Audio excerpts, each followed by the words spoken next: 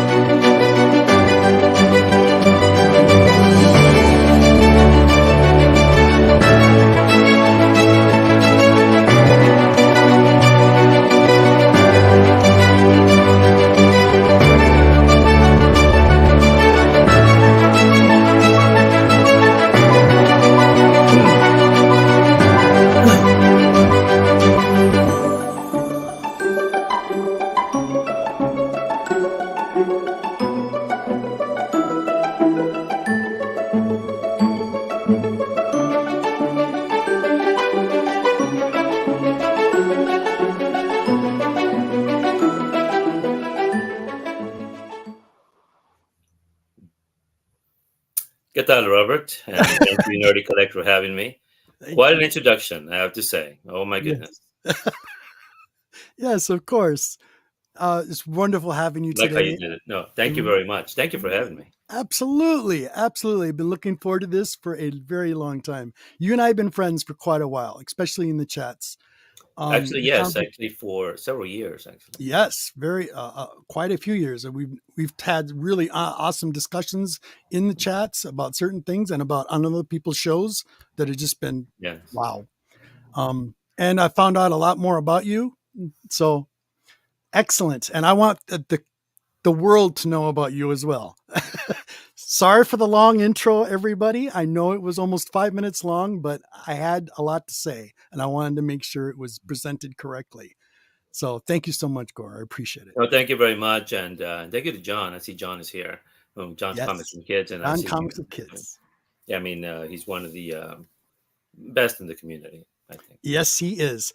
And just so you guys know, especially, I want to say thank you, everybody in the chat. I'll get to you in a moment. I thank every one of you that are in there. I can see you. Um, all of the links are posted down below, including John's show he did a few days ago with I Gore. enjoyed that thoroughly. Absolutely enjoyed that. Yes, it was excellent. It was so good, you guys. Go check it out. And please go check out my friend here for both of his YouTube channels. A lot of you don't know that he has another YouTube channel. So I do. please go check it out. So let's get on our co hosts on here and we'll get started. Okay. Uh, here we go. 1, 2, and a 3.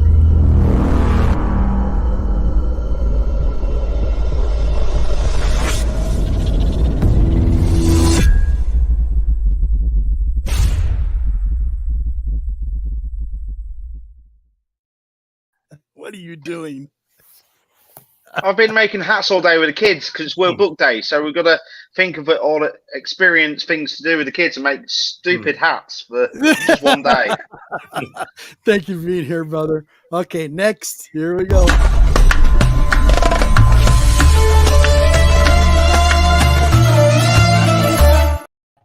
What's going on, guys? How you doing, buddy? Not bad. Hey. Next.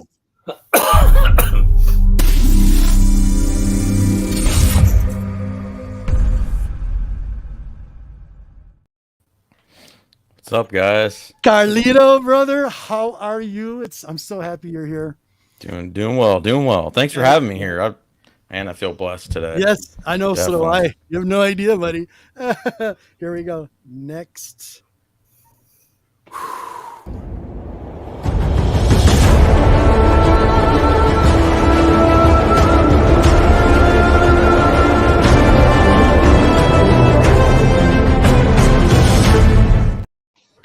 Hello, Tubians! Welcome to the Robert Downey Nerdy Collective You Show. just cut out. Well, welcome to the Nerdy Collective Show. There you go. One quick thing. Need all y'all prayers for the people 100 miles north of me for the wildfires here in Texas. Yes. Over 1 million acres burned, and it's still going. 100 houses burned to the ground. Oh, my goodness. So, please, prayers to them. Other than that, yes. Okay, and another surprise just for you, Gore. Just for you. This is just for you. You ready? I don't know. Should I contact my lawyers? No. Here we go. Here we go.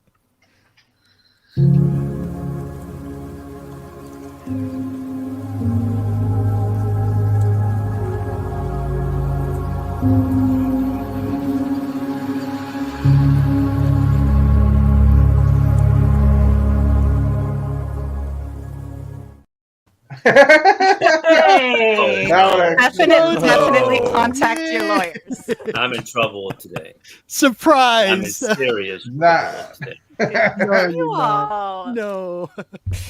Let's see. Where's I'm Dewey glad to Cheatham in hear it. hell when I need them? They are my lawyers. Oh my God! Definitely- Hello, Jojo, definitely contact your Carlito, lawyers. everyone here. This is quite a surprise, Robert. Did Yes. not expect this. No, it's all good. She Is this all because I definitely have wanted to not be here watched for you. Friday Night? Is this why? I mean, Yeah, there's equal say it blame one to more hear time. me, Carlito, and myself. Because Carlito, I was hoping that wouldn't come up, and of course, the first minute. as soon as I saw JoJo there, I said, You know it was going to come back around at some point. and It's Monty a matter of understands when. I know. I mean, True. Monty understands. We're both fellow Texans. So, not that we believe in conspiracies. I know I do not, but this definitely sounds like a conspiracy in the making. No. Thank you Wow. so much, everybody. Wow, this is wonderful. I'm just flattered. Wonderful to see all of you here. I've known JoJo for a long time when she started her Yes. channel. And Yeah. this is, I never thought of, and Carlito, I've known for a while too. And wow, Yes. thank you, Robert. This is really nice. Now I am nervous. Absolutely. I wasn't nervous before. No, you don't have to be nervous. See, Absolutely. you're all surrounded by Yeah, friends. we're all friends. You're Yes. all all friends. surrounded. You're right We're there, all right there, supporting each other. surrounded by friends. All it's about. Yeah, I think that's what Custer said at the very last one.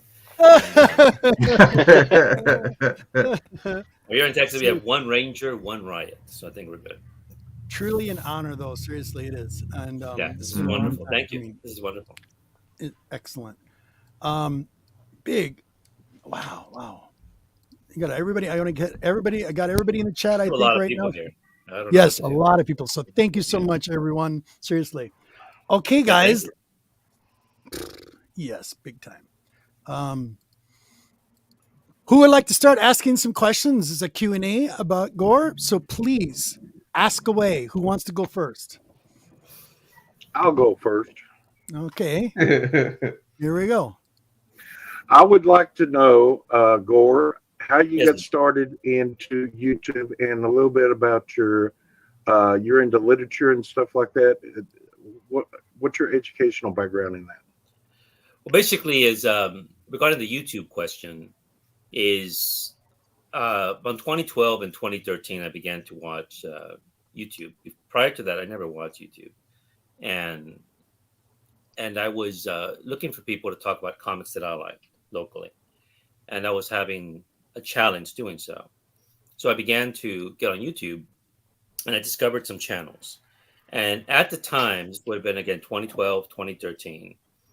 Many of the channels that were there were about talking comics and the new books and unusual stuff. And so I began, but in order to put a comment in the chat, you had to create a YouTube channel, or at least something in it. And so I had to do that. And so I began to comment on people's channels. Now, some of the earliest channels that I remember, Tim Morant. Tim doesn't make many videos anymore. Another one was Howler Mouse, whose also his name is Tim. Stevie Reader, Damien's channel. Yes. ETA Nick, who hasn't made videos in a long time. And so there was a few of others. And what was happening here, we're discussing comics that I like. I like the mainstream comics, but I also like what is known as the independent comics. And that's where that began. And so at one point they convinced me to start a channel, and that's when I did. And regarding books, books and I guess fiction or literature really didn't take off until I was 18 or so, 17 or 18, when in high school we had to read two books, Wuthering Heights by Bronte and Hamlet. Prior to that, I did read some books. I read a lot of comics, but I wasn't really engaged in books. But those two books really engaged me, and I wanted books like that. And then when I went to university, I didn't study English, I studied government. But I read what I wanted. And I was around a circle of people. It was a different group of people. The government people were one group. The literature philosophy people were another group. But I could go between the two worlds quite easily. And so that's how it started, because I like stories, which is what comics are, movies are, poetry, and music. And since my family is from Mexico, although I'm an American because I was born here in the States, is in a lot of Mexican musics and ballads. They're all little stories. Usually they're tragic and sad. And I'd grown up with a lot of those films. And so I guess that answers, I think, your question. Yes, it does. It was excellent. Cool. Good. I like Good that one. question. Thank you. Next. Everybody's dumbfounded. I'm like, what? Come on, guys. Oh, by the way, I'm- Jojo, I tried to get him to watch. We tried to watch. You'll have to help me Okay. with that. He tried to get me to watch Fright Night, but it wouldn't play on Yes. the computer. Oh man, yeah, we're definitely gonna have to come back around to that. I didn't want to start like right off the bat, like Yep. asking you why you haven't watched it, but we'll get around to it. We'll get around to You've been with me long enough to ask me anything you want, Jojo. You know that. it. Yeah. Oh, it'll happen. I'm just waiting. Oh, You know, I'm sure. being polite and waiting for other people I to understand. ask. I know Fright Night's very close to your heart. I know that. What's the biggest thing that links some of us on this panel and the name that of the person? Because the name Gore comes from obviously one of your favorite illustrators and stories from. Is it Spanish or Hispanic? Am I correct in No, that? And it, no, Vidal is an American writer, and Yep. he's one of my favorite writers. And I met Vidal a long time ago, and when I got again on YouTube, in order to comment on people's channels, you had to come up with a name. And I happen to have a row of Vidal's novels, and I have another row on the other side of Carlos Fuentes. Fuentes is a Mexican author, but they both have been very important to me, and when it comes to fiction, and they're both great North American writers. So anyway, I just typed in Gore Vidal to comment, and I thought it would be taken, but it wasn't taken. And so I decided to use it in the comments. And then when I started my channel, I didn't want to change it, so I used that. So that's the reason. But it's unrelated to comics. Yeah, he's just he's just I didn't know the person, and there's quite a big link which Robert knows. We're quite the link is Libra, and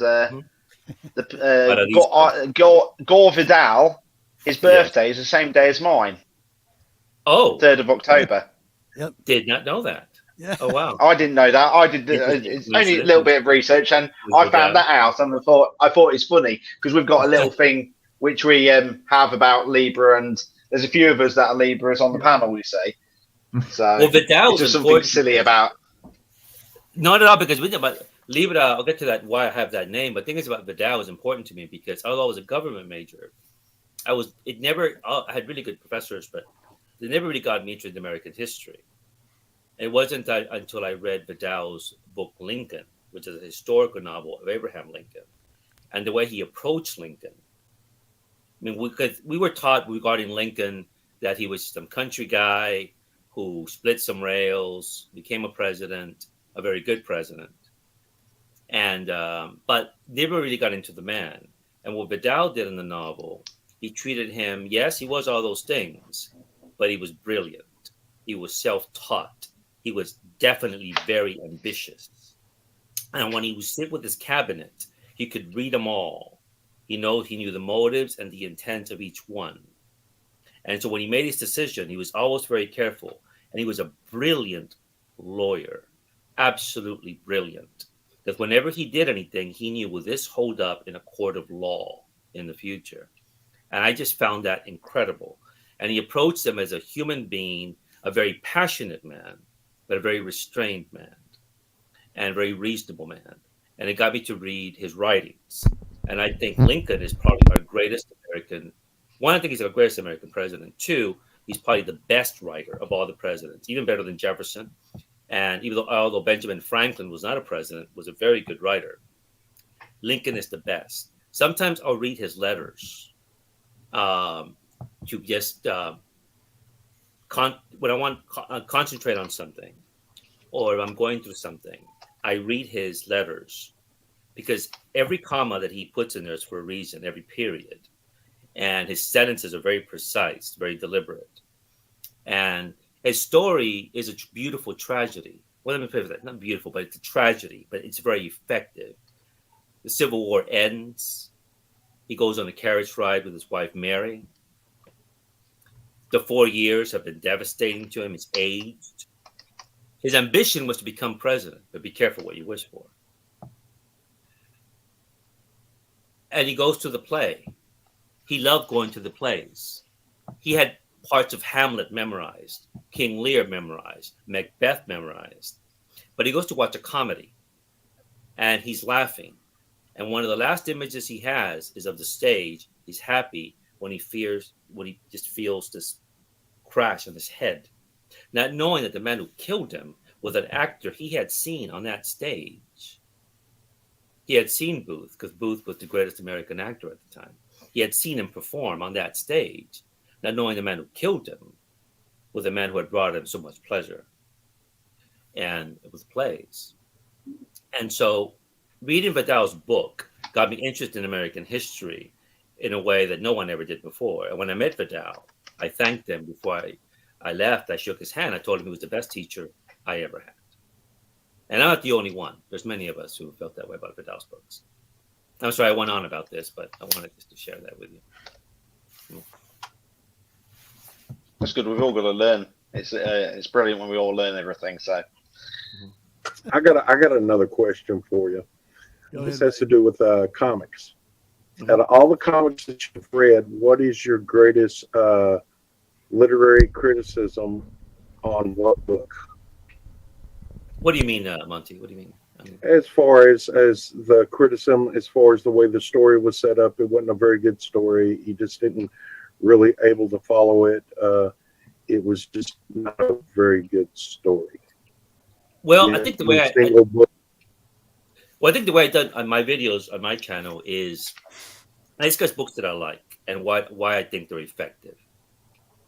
And I did one, and I think it's highlighted here. I think Robert highlighted it on The Death of Electra by Frank Miller. And what I did was I found this nice musical piece, and I put the comic to that piece.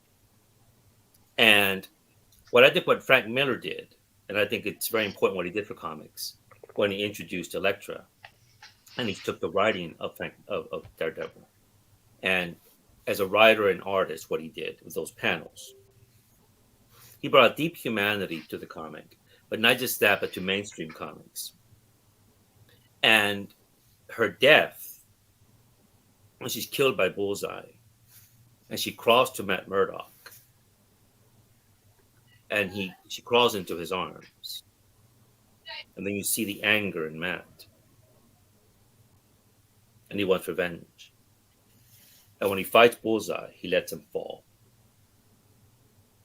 This is the early 80s. You didn't see that in a Marvel book. Yeah. You didn't see that in a DC book. And I wanted to address that, actually, because those are two of the early comics that I read. And I think it's a good highlight, because basically here you have, right? First Electra, 168. But what's interesting about this book is that when Miller took over the writing in 168, Electra becomes central to his whole body of work up until the end when he leaves in 191, 192. In a way, she engaged his imagination. And the way he transformed Daredevil into not just his conscience is also his Achilles heel. And also he makes it very clear he's a Roman Catholic. And everything that goes with that, the negatives and the positives. And Electra is at the heart of Matt Murdock. And so suddenly you have a crime drama. He makes the Kingpin central. Kingpin had been a Spider-Man villain, but now he's brought over. And he makes him to this sinister presence throughout. And this was something new. This was, I think, I've discussed this before. It's like when Martin Scorsese did Taxi Driver and what that did for those type of stories. I like to think that that's what happened here for Marvel. It added a certain maturity to the comics. And it coincided about a year later with this in DC, when some guy named Alan Moore takes over Swamp Thing. Right? This happened, 83, 84? Yeah. And I already knew Alan Moore, and I'll get into that maybe later on the show, why I knew who Alan Moore was before this. Yep. So now you had these two books, which are transformative for Marvel and DC. And I think that without the success of these two books with audiences and critics, we likely wouldn't have had Watchmen. We likely wouldn't have had The Dark Knight. We wouldn't have had those, because I think the companies would have said the audiences are responding to these. And so these two books, I think, were very important because they also introduced the mainstream audiences to comics like this. And then people who didn't read mainstream comics said, "Oh, they're doing that in Marvel and DC. Yep. Let's pick these up." And so yeah, these books are very important for comics. I think. Yeah. What'd you think of that answer, Monty? Pretty awesome, huh? I mean, that's the way I look at them. Comics. That's the way I read them when I was a kid. You know, that's the way they. I mean, in hindsight, I had no idea they would be important, but they were definitely different. And at the time, and I think Monty will know, people who are, or Robert, those of us who are old enough to remember, is this was like the Protestants and Catholics. Yep. You were a Marvel guy, or you were a DC guy. I think you remember that, right? Yep. And it's almost like they did not, there was no connection between the two. Right. Which I was absurd. It never made any sense to me whatsoever. And then I was the heretic in the group. I'm the heretic. I read these two, but then I was reading the Independents. Right. And now that was a whole another ball game. Mm-hmm. At this point, the Protestants and the Catholics, the Marvel and the DC people saw me as the guy from Islam or something. I was the heathen in the group. How dare I read those as well? And so as a kid, there was always interesting argument with me and just about everybody else. So really quick, sorry guys, really quick. I got a question in the chat, and this one is from Digger Jim. He's asking you, Gore, favorite Daredevil line and story. You got the story, but I don't know about the line. Maybe he has a line. Do you have a favorite? I don't know about the line. That's tough about the line. Yep. Storyline, Robert. Oh, the storyline. Yep. Yeah. Oh, definitely. This is tough because Born Again, when he came back with Born Again, and this one here, this strongly affected. There you go. This strongly affected me, and I think what did it was this. I want to say it's the Elektra storyline but then this whole run is the Elektra storyline. Yes. But again, the Born Again one, it's tough because there's a wonderful panel here where I think most people here are familiar with the Born Again storyline. Either they know about it or they've read it, I think. But there's a scene when Matt Murdock has been pummeled. He's in trouble. I mean, he's just been beaten up. And he's being nursed back to health by this nun. I'm trying to find the page here. And I always like that page there. And let me see. Where is it? Bear with me, please. Here we go. And Matt Murdock says, "Are you my mother?" And she says, "Of course not, child." And the panels, it says, "A heartbeat can tell you a lot. Here, hers just jumped. She's lying." Now, what? His mother was a nun? Obviously, she probably became a nun. Right. And like, what? And then he doesn't address it anymore. The comic continues. And, but this is a very affecting storyline, and it's a favorite of many people for a reason.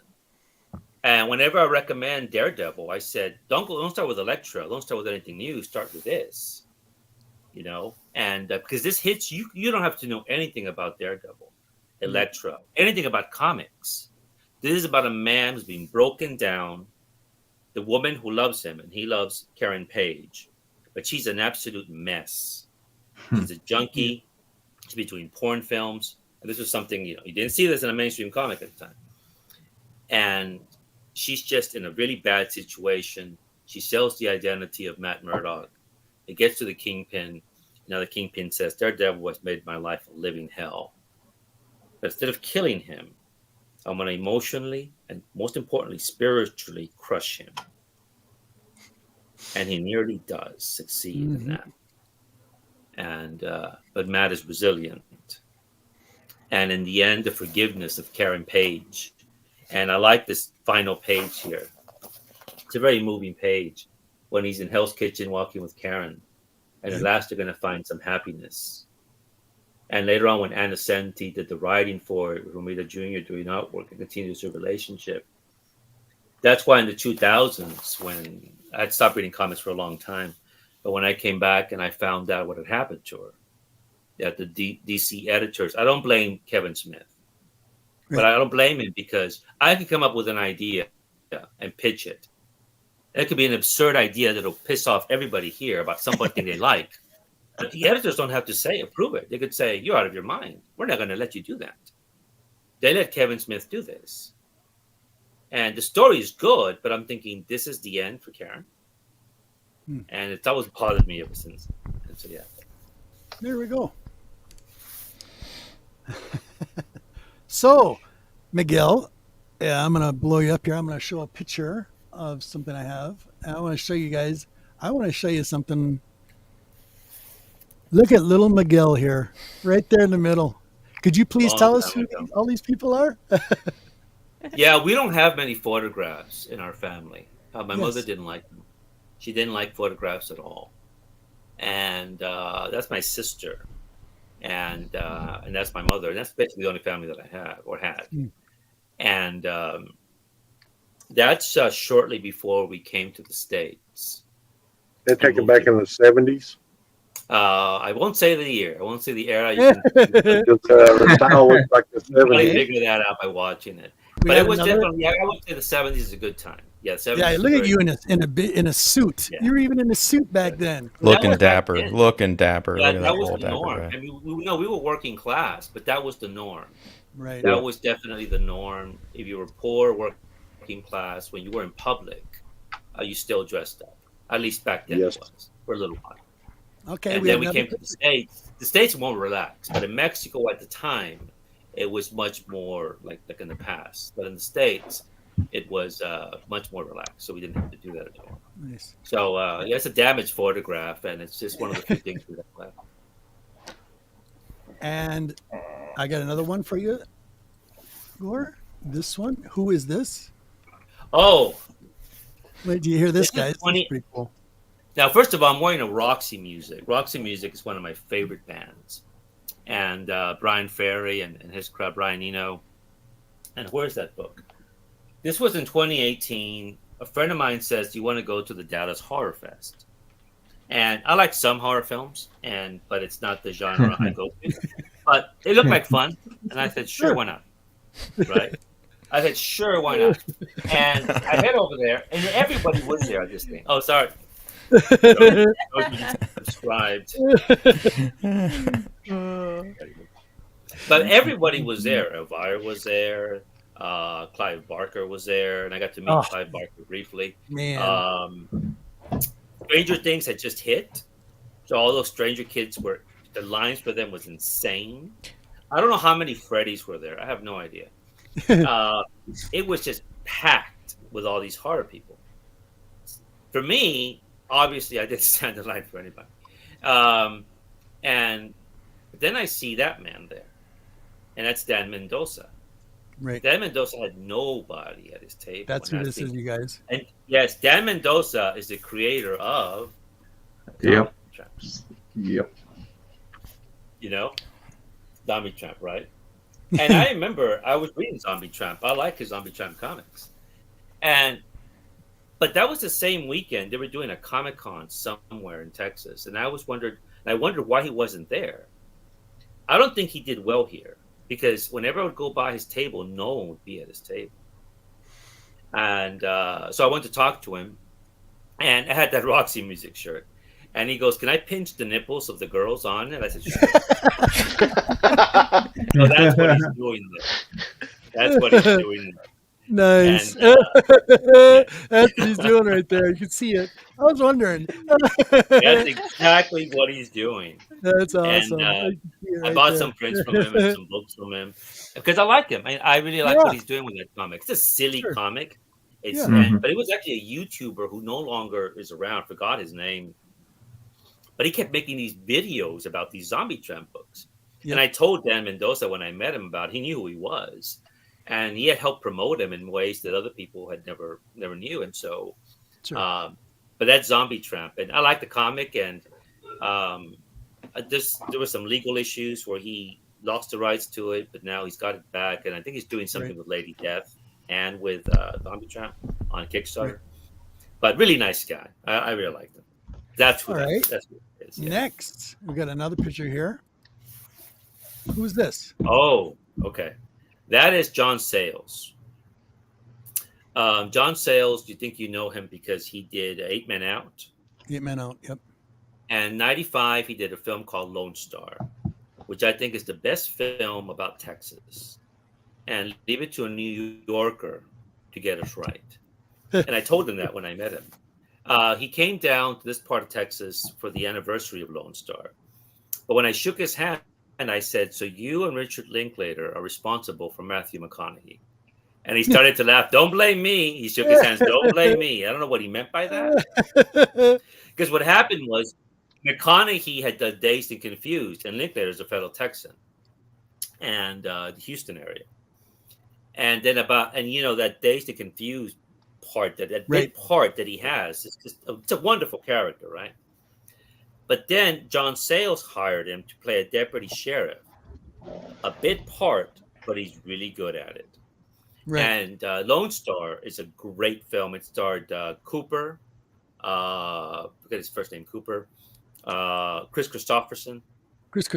Yeah. Christopherson's in it. And it really gets Texas right. The whole dynamics of everything, of a small town in Texas in the late 60s and 70s. All the class issues, the race issues, political issues, but at the heart of it is the human element of it. It's a brilliant film. And it was wonderful to meet John Sayles because I've always liked him. I mean, I think one of the earliest films he did, he co-wrote Piranha. Remember that film from the 70s, Piranha? Yep. But he also is a ghostwriter. I think he worked on the Apollo film, that the one with Tom Hanks that Ron Howard did. Yeah. Tom Hanks. He also worked on The Alamo, I think another Ron Howard film. Where he does script editing, whatever you call it, when he fixes a script. But he's just a fantastic filmmaker. But that's who that is, and so it was wonderful to meet him. Okay, getting on to three more photos I got, just so everybody knows. Sorry, guys. I'm going along over this. I apologize. No, you're not. Absolutely not. Our historical reference here from school. Everybody remember this book? Yeah, that's Wuthering Heights. That's the school we had to buy, and I remember really being angry because I thought it was some romantic, sentimental nonsense. And so I'm thinking, I was first angry we had to buy it. Yep. And then we had to read it. But then I began to read the darn thing, and the story is about Heathcliff and Catherine, and it's a devastating story. And that book there, I mean, it's a love story, but it's a very self-destructive story. And you see these two people, Heathcliff and Catherine, and you really feel for them, even though they are basically something very primal. Right. And already in comics, I had already encountered people like that in comics, not just with Daredevil, not just with Elektra, but some of the independent comics I haven't discussed. So in a way, the comics had already set me up, and also with movies. As Jojo knows and Carlito knows, I think you might know, is when I was a kid, I used to watch a lot of movies that were for adults. Right. When I was 6 or 7 years old, they would drop me off in the theater on Saturdays. My parents would go shopping. And it was a time when you would see 7 and 8-year-olds by themselves in the theater. Yep. It was PG, I would go and see it, no matter what it was. Mm-hmm. If I could sneak in, it was rated R, I would go and see it. Yep. Our neighbors, now mind you, I went to a Catholic school. Our neighbor, who we went to school together, my friend and I, same Catholic school, they would go to the drive-thrus on the weekends. And they would take us to go see a bunch of rated R films. I saw Alien in the theater, there drive-thru. I saw The Warriors there at the drive-thru.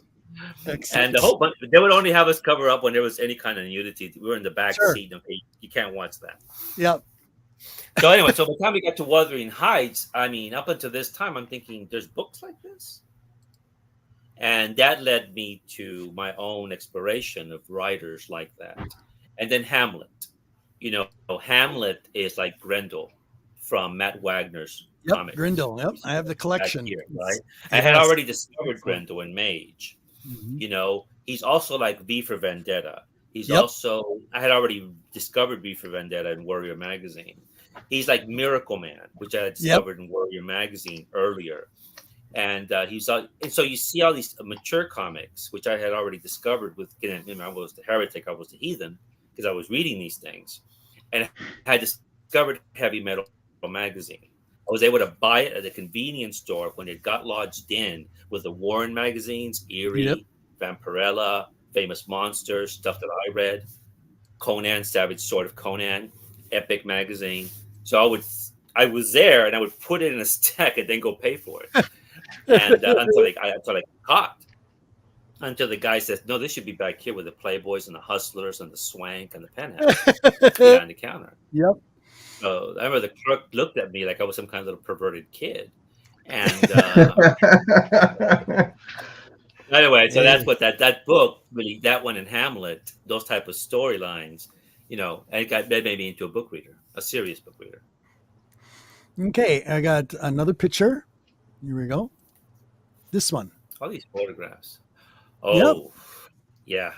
Explain this. This is interesting, you guys. Theodore Jericho's painting from the early 19th century. It's a huge canvas. And this was inspired. I have that print up on my wall. I have a few prints on my wall here. But that's in a very arresting photograph. And what you see there, basically, the people are life size, maybe a little bit bigger than the spectators there. Yeah, the picture. What you can't see in the horizon is a mast and a sail, but it's so far away they can't be seen. And what this is based on is basically off the coast of Africa, a ship was in trouble. But the thing is, all the upper class and everyone, it's like Titanic, right? They got the boats. Right. All the hired help, they had to make their own raft. And there was about 147 of them. They made this raft. Within a couple of days, there was half of them, more than half of them, had been killed or died. And then cannibalism ensues to survive. Right. In about 2 weeks' time, only about 14 or so survived. And it's just a very arresting painting. But the way I look at these paintings is the way I look at the comics, especially the good artists. What I mean by the good artists is not the ones who can draw like Neil Adams, who's brilliant, right? Who can do very realistic things. But someone like Creepax, who I like, back to Frank Miller, right? What he can do on a panel, and you study those panels, and you study what are they trying to do here. But that painting there is just something when you look at, just when you think things can be bad, oh no, they can be definitely worse. You could have been on that raft, the Raft of the Medusa by Theodore Jericho. A stunning painting, absolutely stunning. My understanding, it's almost as popular as the Mona Lisa when people go to the Louvre in Paris. Right. Because you just can't take your eyes off it. You just can't. You just can't. Wow. It's a lot smaller than you think, though. The Mona Lisa. Yeah, it's tiny. Yeah, it's very tiny. But Fantomas has the original. Fantomas is the comic my icon. He has the original. The one at the Louvre is a forgery. I'll get to that in a bit if you want to, but Fantomas, yeah. Absolutely. Fantomas. Okay, now I got to. There we go. Yep, this is one. Here, show one more time, Gore. Show that again. Sorry. It's Fantomas there or here. Here we go. Yeah, or here. Excellent. Yeah. Excellent. All right, now I have a special treat for you guys. Gore, are you ready? I'm gonna show this up. I don't know. This is kind of okay. Go. You're good. You're good. Here we go. This is one of G-Man's favorites. This is he's gonna narrate it, but yeah, I love this. So you guys you got to hear this. You ready? Here we go. Oh, okay. I did a video and on my book channel about some stories that were interrelated. One of them is by Ernest Hemingway, Hills Like White Elephants. It's about a relationship that is falling apart. Um, a couple is in Spain, and the man wants the woman without ever saying he wants her to have an abortion. And he wants to have the abortion. And she goes, well, if I have it, are things still going to be like they were before? Another story is April is the Cruelest Month by Gabriela Infante. You see that there. He was a Cuban writer influenced by Hemingway. And the writing style is about a young couple on their honeymoon. Yep. And the woman in the storyline is asking questions such as, after they kiss on a cliff, she says, you took a picture of me here. He goes, yes. Don't ever photograph another woman here again. Why would I do that? But one day when we're divorced, why would I divorce you? We just got married. But throughout the story, there are little hints something's not right. And the way the story ends is tragic for the woman. Now here the love affair is not over, but she's thinking one day it might be over. This is as best as it gets. And then I thought about this film called La Note. Yes. La Note, that's Jean Moreau, that's Mastroianni, and this is a film by Michelangelo Antonioni. He's known for Blow Up. That's the film he's best known for, with Vanessa Redgrave.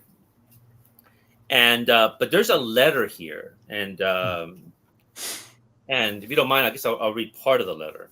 Please. It's a love letter, but if you haven't seen the film, the context of this letter is devastating in the film.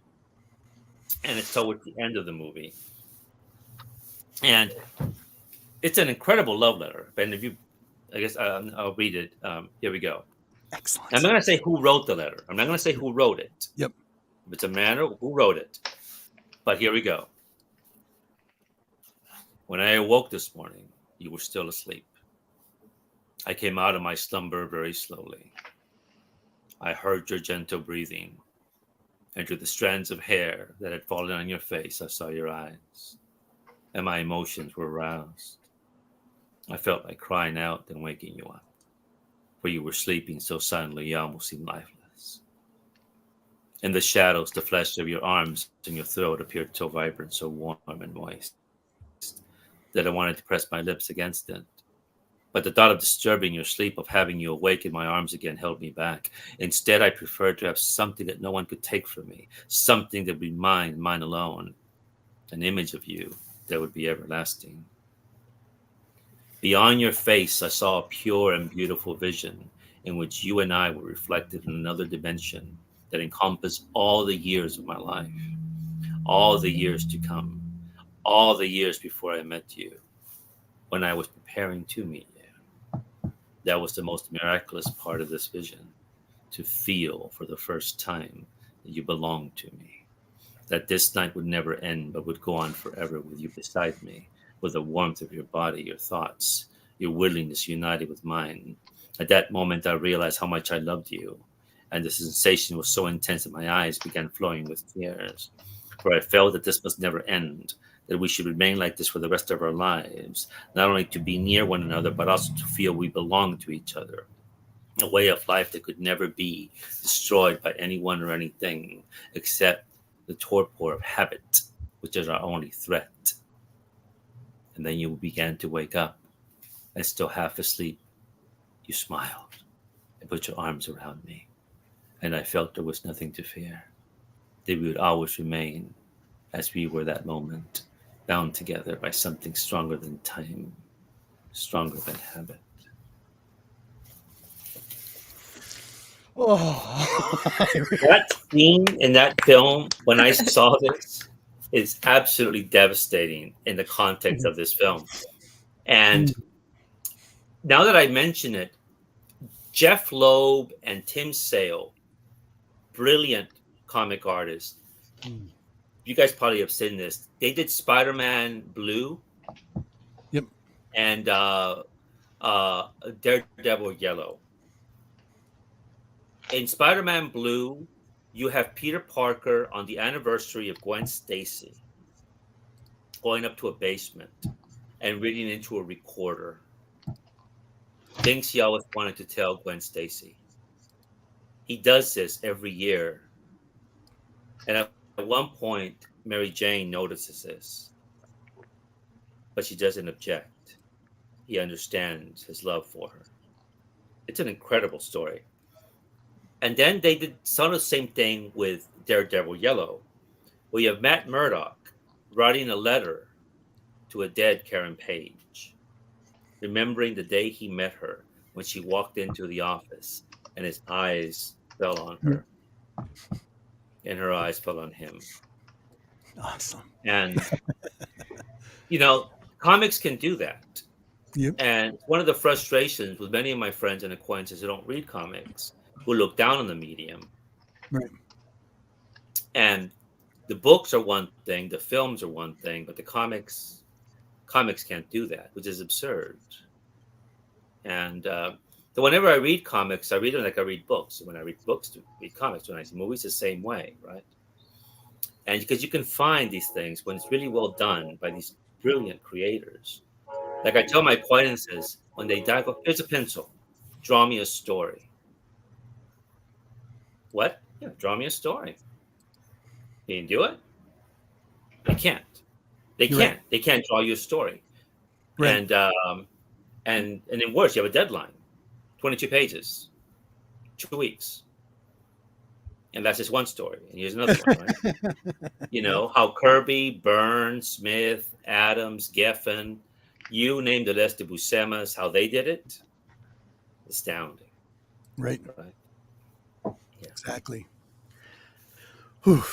That was excellent. That was excellent, Gore. Thank you so much for that.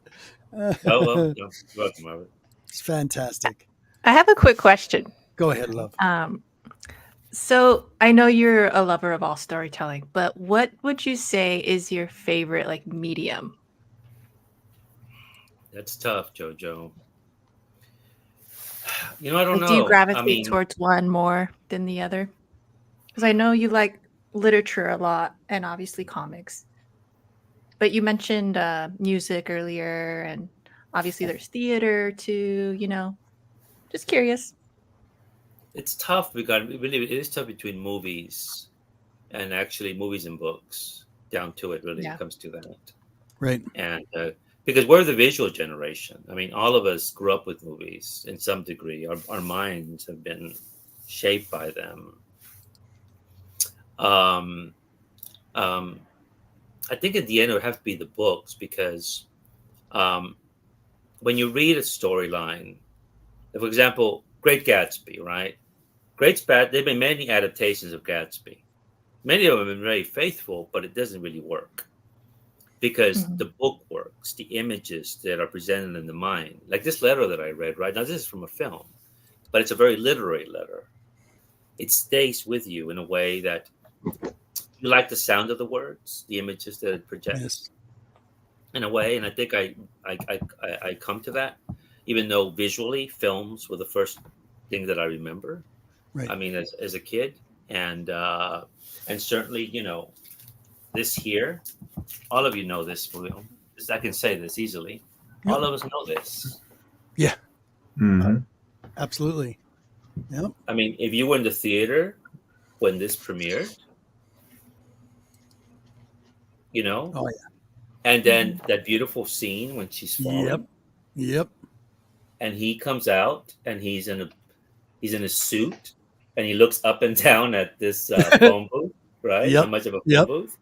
I It's remember classic. the audience chuckling. The audience Yes. was chuckling. The audience, and then the music, dun, dun, dun, dun, it begins Yep. like this momentum, and then she falls, and he's Superman, and he catches her, and he says, and you know, she says, Awesome. "You've got me. Who's got you?" Mm-hmm. You know, and the music, and he saves her. It's a beautiful moment in film, I think. And so sometimes when I watch stuff like that, I'm thinking, no, it's movies that I like. Because that's something the printed word can't do. Mm-hmm. Because the combination of making a movie, the editing, the acting, the music, and if you have an audience, what it does, Right. it's very moving. Right. And that film, when I saw it, now that one didn't lead me to Superman comics, but I think it's the best of the superhero films because this one transcends the genre of what it is. Just like The Searchers transcends the Western, or Shane transcends the Western, or the Sergio Leone spaghetti Westerns transcend the genre of Westerns, right? Become a certain high art. Just like John Carpenter's The Thing, which is a fan favorite of many people. I like it too. Transcends the genre. The Exorcist transcends the genre. The Omen. Yep. And the first Halloween, right? You know, I think you all know where I'm going with this. Yes, those are all horror movies. That's all horror. And The Shining. And all the others. Shining, one of my favorites was The Omen. I saw The Omen. We just need Fright Night on that list. Yeah. Is it as good as The Omen? The Omen. All genre. Is it as good as The Omen though? I don't know. Of course, I would have thought I love The Omen. I thought it would have been a little bit better. Spider-Man would have swung in. But, yeah, because you're a Spider-Man guy, right? I'm a Marvel guy. Period. Okay. I have a question. Cool. Go ahead, buddy. If you're done, cool. Go I don't want to interrupt. Definitely. No. Go ahead, buddy. So, Gore, what is the first film that you remember, and what impact did it have on you? See, when we grew up in Mexico when I was little, when I grew up, when I was really little, and my mother would always watch films, and it's tough to say because are you guys familiar with Mexican wrestling? Yes. Okay. Yes. You have El Santo. They all wear masks, right? Yep. El Santo's the most famous. He's got a silver mask on, and there was Blue Demon, Mil Máscaras, and also they had action figures at the time. Those were the toys, and they made movies of these. And I remember some of those films, but the problem is, I don't know, they get convoluted because when we came to the States, and English is my second language, so I did not speak a word of English, neither did my family. Although my sister did, because she went to a boarding school and she learned English. I did not. Wow. And but I would go to the movies, and one of the earliest I do remember seeing American films was a Sean Connery film with Audrey Hepburn. It's about Robin Hood. Yep. Robin and Marion. Is that right? Yeah, I think so. Yep. And the way it would work, I would pay my ticket, and I would just walk in midway through a film. And Robert Shaw was in the film, and I remember the ending very arresting because both of them die. It's a suicide. It's a mutual. They both commit suicide. But after it's one of the earliest that I can remember. And also, I guess some of the Planet of the Apes films, the retrospective of them, they would show them in the theater, and I would go see them as well. But again, it's a tough one. Those ones just come to mind.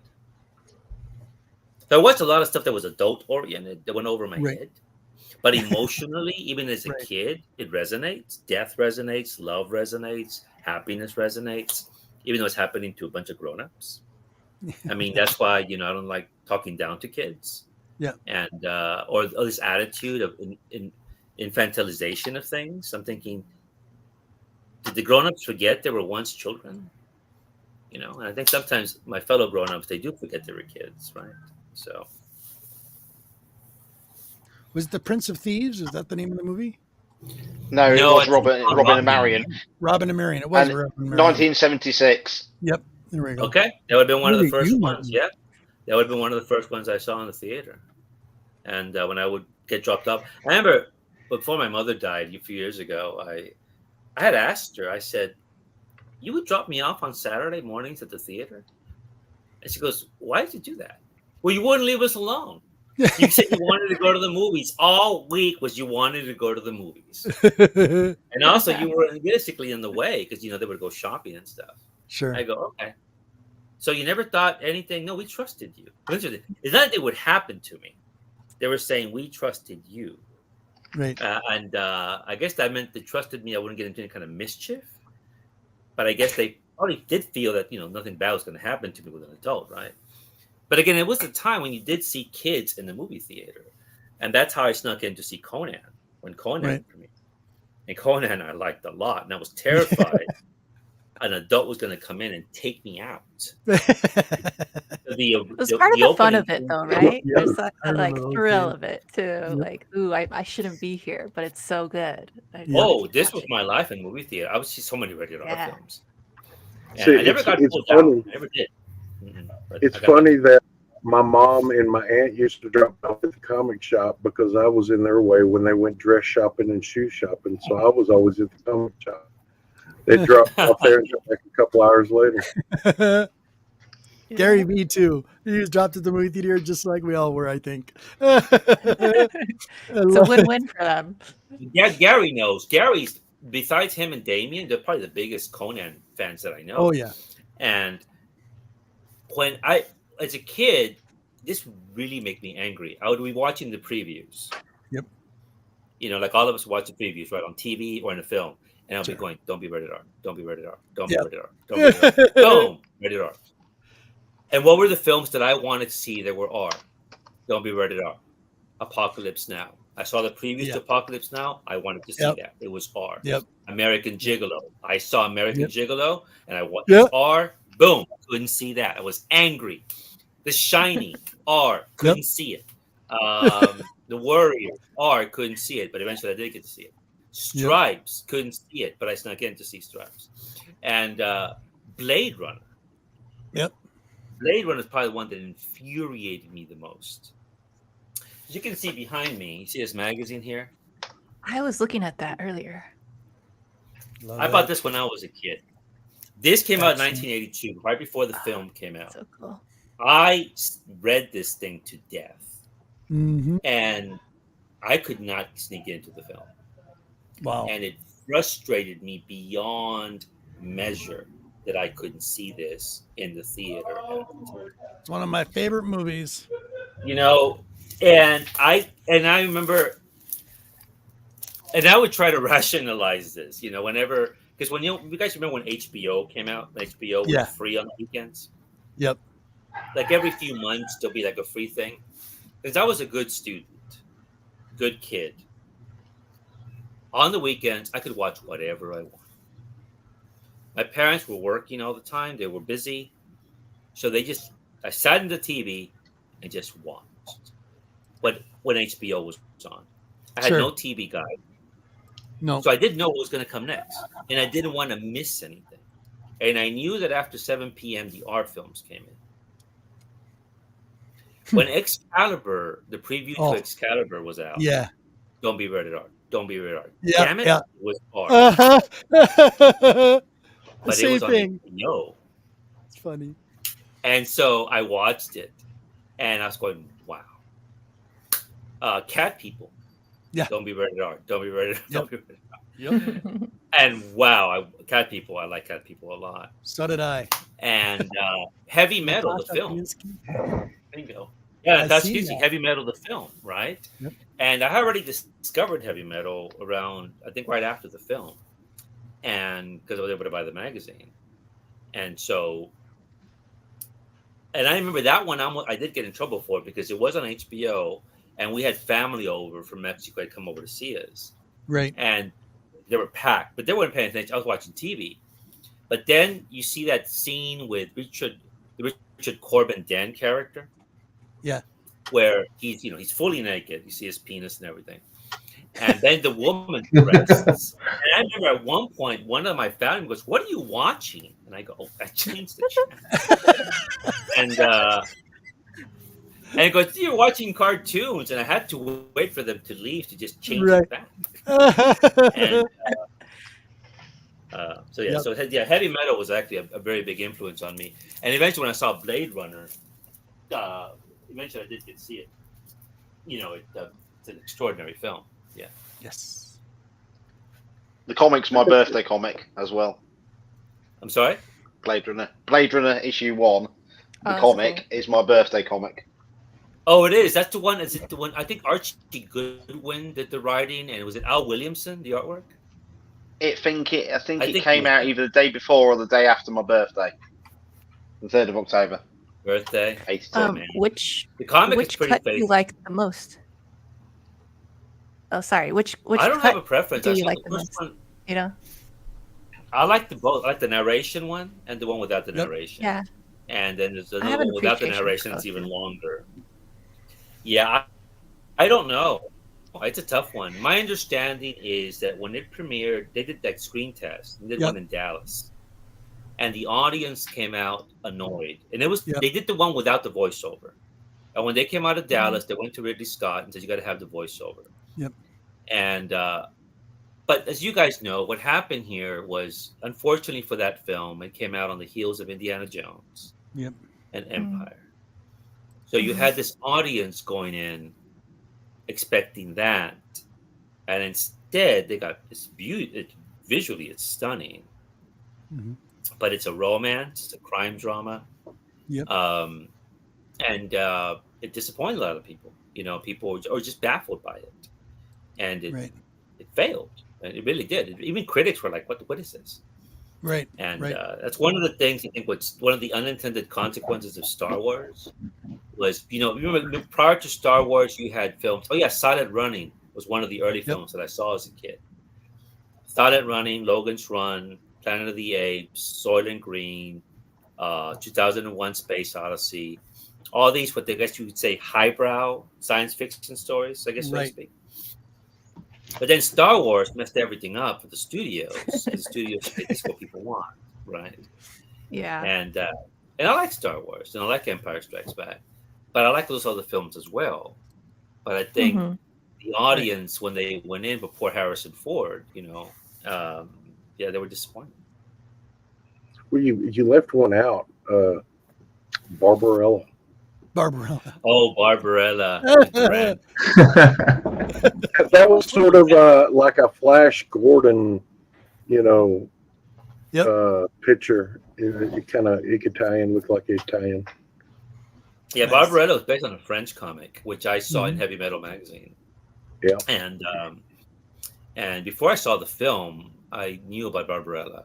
But then when I saw it in Heavy Metal magazine, and then when Duran Duran, you know, Yep. became a huge, I like Huge Duran thing, Duran yep. early on, younger, and they got their name from a character in Barbarella. Yep. And but to be fair, Look they at the made some really knowledge good dropping. Look at the knowledge dropping. They got Duran Duran got them their name from that movie, Mhm. correct? Yeah, from Barbarella. Barbarella. A lot of There's a people didn't know character in that it. as well. Oh, that's cool. Yeah, and that's how I knew about it, because I liked Duran Duran.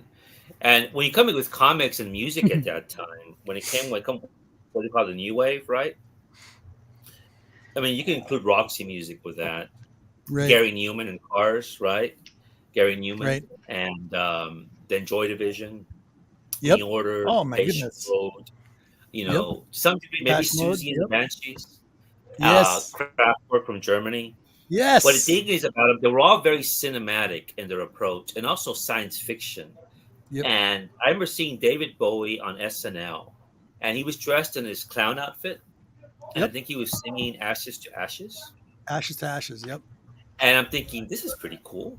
And then when Cat People premiered, he has that song, right, "Putting Out Fire," and it was Right. right before, I think, when Let's Dance came out. But I had already been listening to Bowie before this, even though locally you wouldn't hear Bowie's music really very much, not until Let's Dance and MTV Right. and everything blew up. But SNL and places like that, you would see quote unquote obscure people like that, like him and Gary Newman. But they all tied into comics because they were science fiction and they were otherworldly and stuff like that.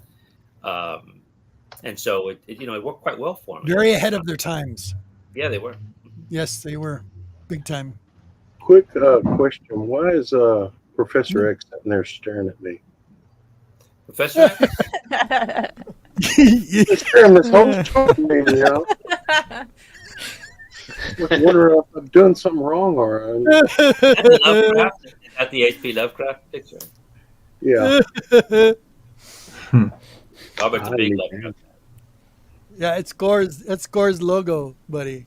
Yeah, I know it is. He just sitting there Yeah, staring at me. I know, Oh, the I can see Fantomas that. one. I'm sorry. I thought you was looking at your Lovecraft. No, that's Hey. Fantomas. That's the Mexican comic. Yeah.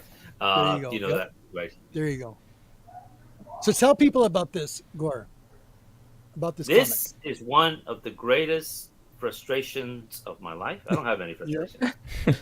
And even though I like serious drama and tragedy, I'm always pretty cheery. I think maybe that's it works for me. Right. Fantomas is a Mexican comic. It came out in the late 60s.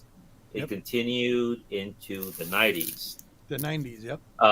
He was inspired by a French pulp, early 20th century storylines where Fantomas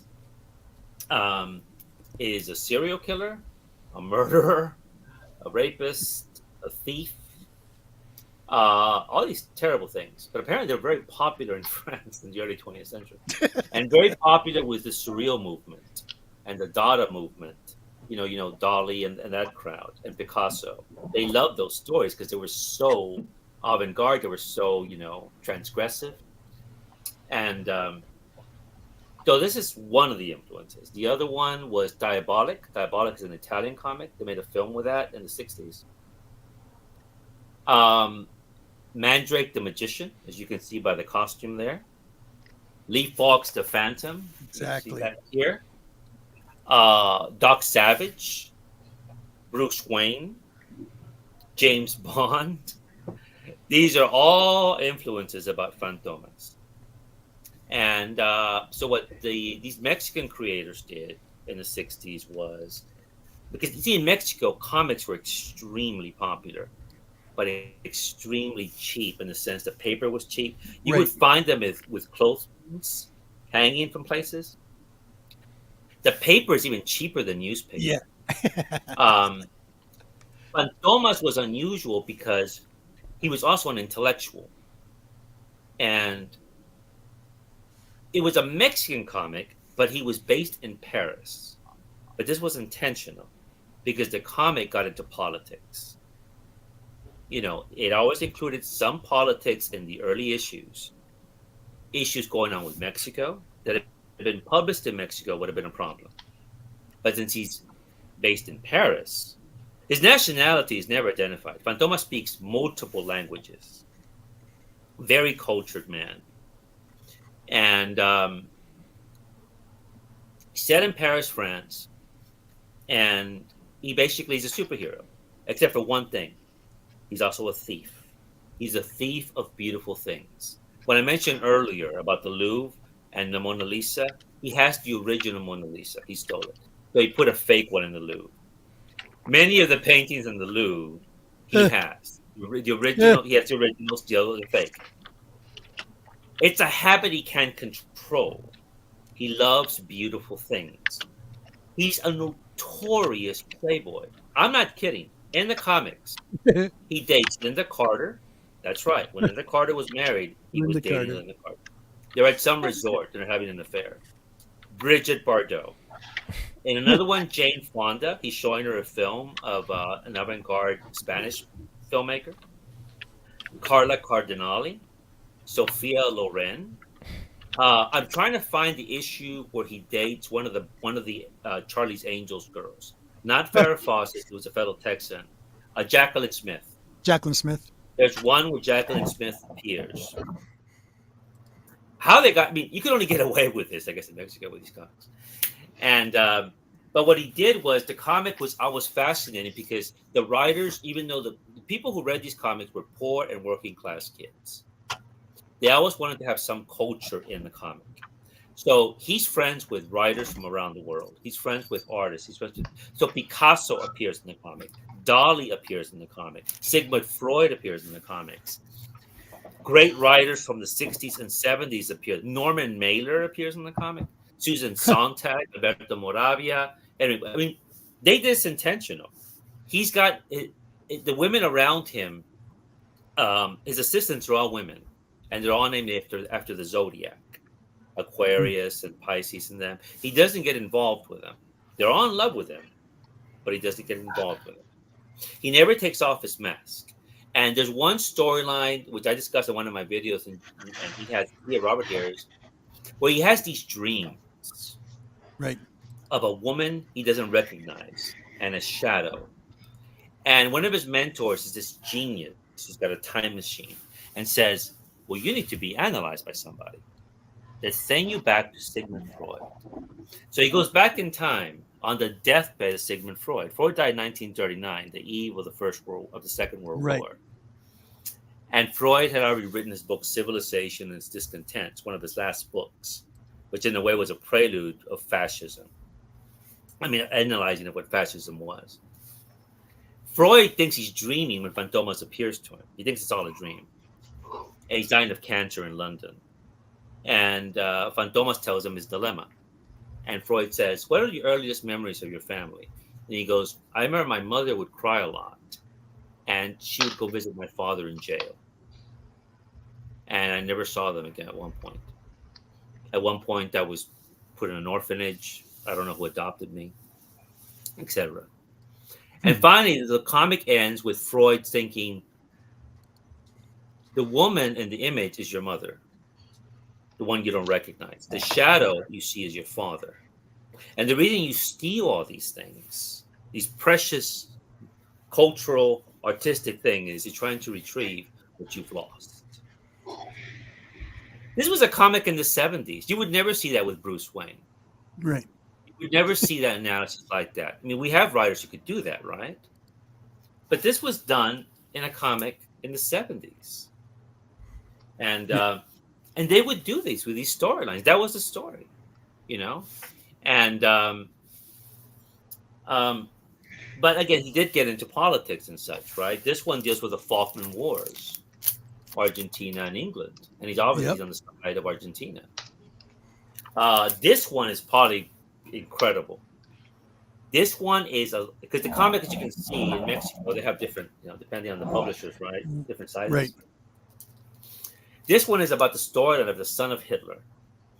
Apparently, in his storyline, before Hitler died, he had a lover, a woman from Uruguay, who had been in Germany, in Hamburg.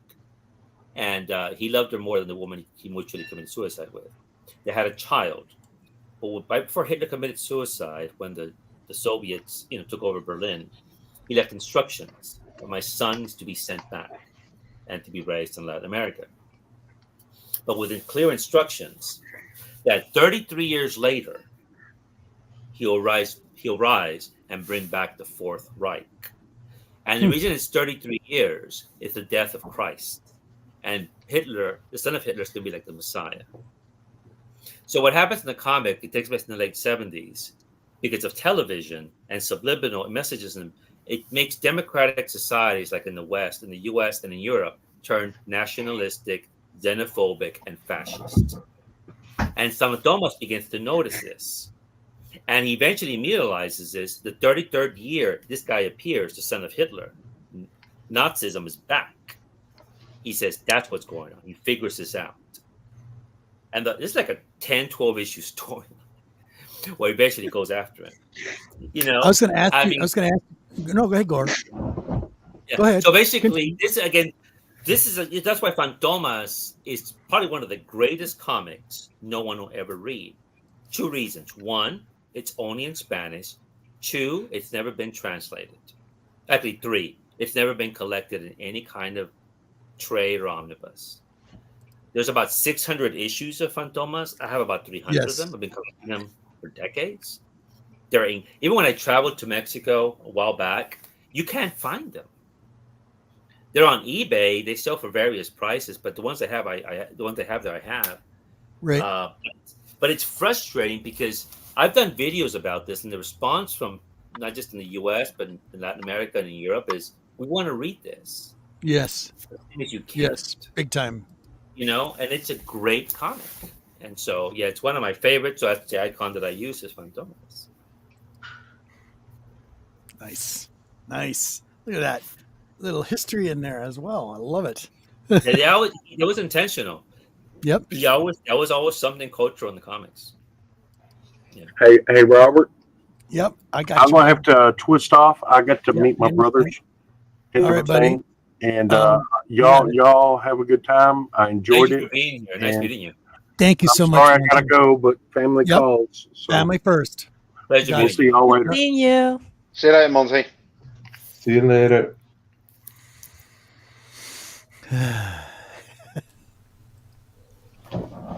Oh man.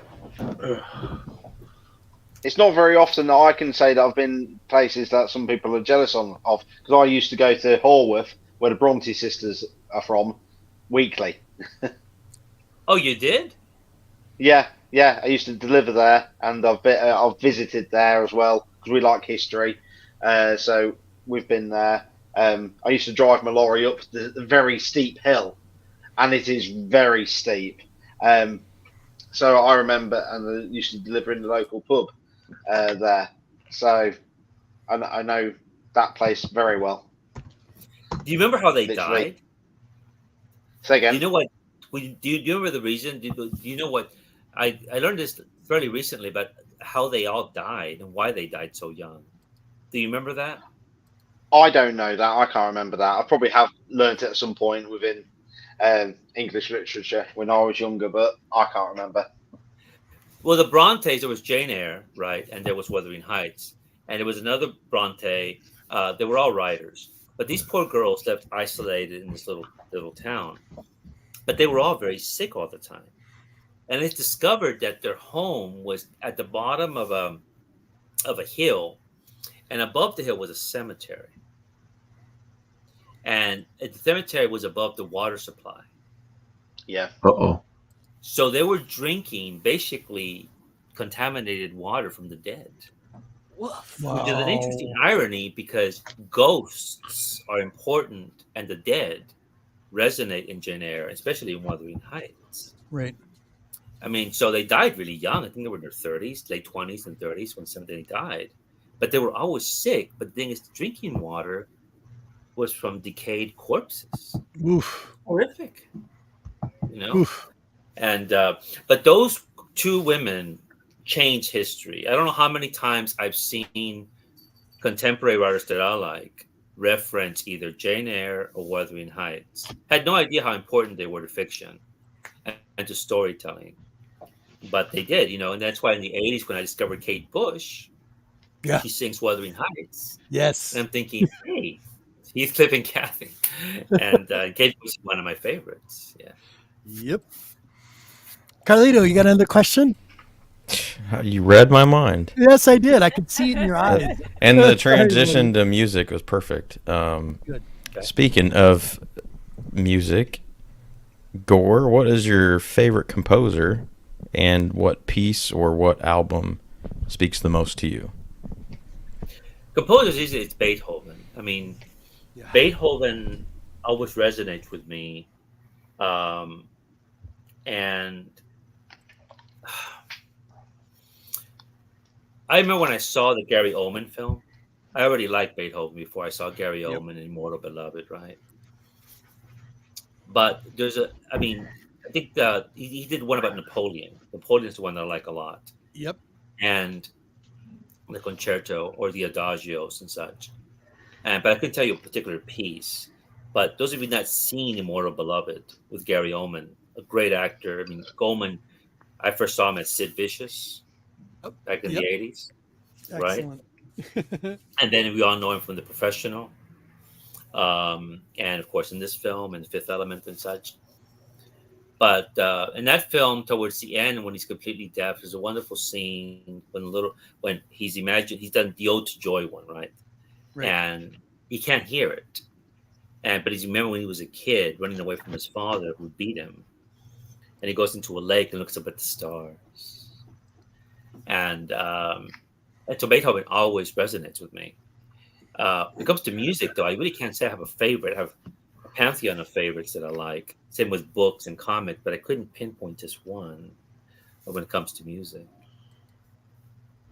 Yes, Chris, I've seen it, and I enjoyed it. So it shows kind of the psychosomatic part of Napoleon and a lot of the strategic maneuvers he did in history. So yeah, it's not bad. It's worth a watch, Carolina. Anybody else? Because I got another little tidbit for everybody, and it's just for Gore. I have a follow-up on that. Go ahead, buddy. Great pick, by the way. But also, so as far as What about film composers? It doesn't have to be modern. Oh, that's easy. Morricone. Yes. Ennio Morricone. That's right. Excellent. I mean, the introduction to me was those spaghetti westerns, right? And which is just extraordinary soundtrack, and to the music. But then, when I remember in the 80s, when I saw The Mission, if you have not seen the beautiful film The Mission with Jeremy Irons Yes. and Robert De Niro, Yes. set in Brazil, I mean, the music to that, and when I saw that in the theater, people were crying at the end, not just because of that ending, but that music. And then when I saw Cinema Paradiso, that's why I got the Libro Paradiso for my other channel, was Cinema Paradiso. I saw that in the theater. Great movie. Again, I'm in the theater and people are crying at the end. You can visibly hear them. But it has to do with that music, Morricone. So I think he's my favorite. I mean, easily for me.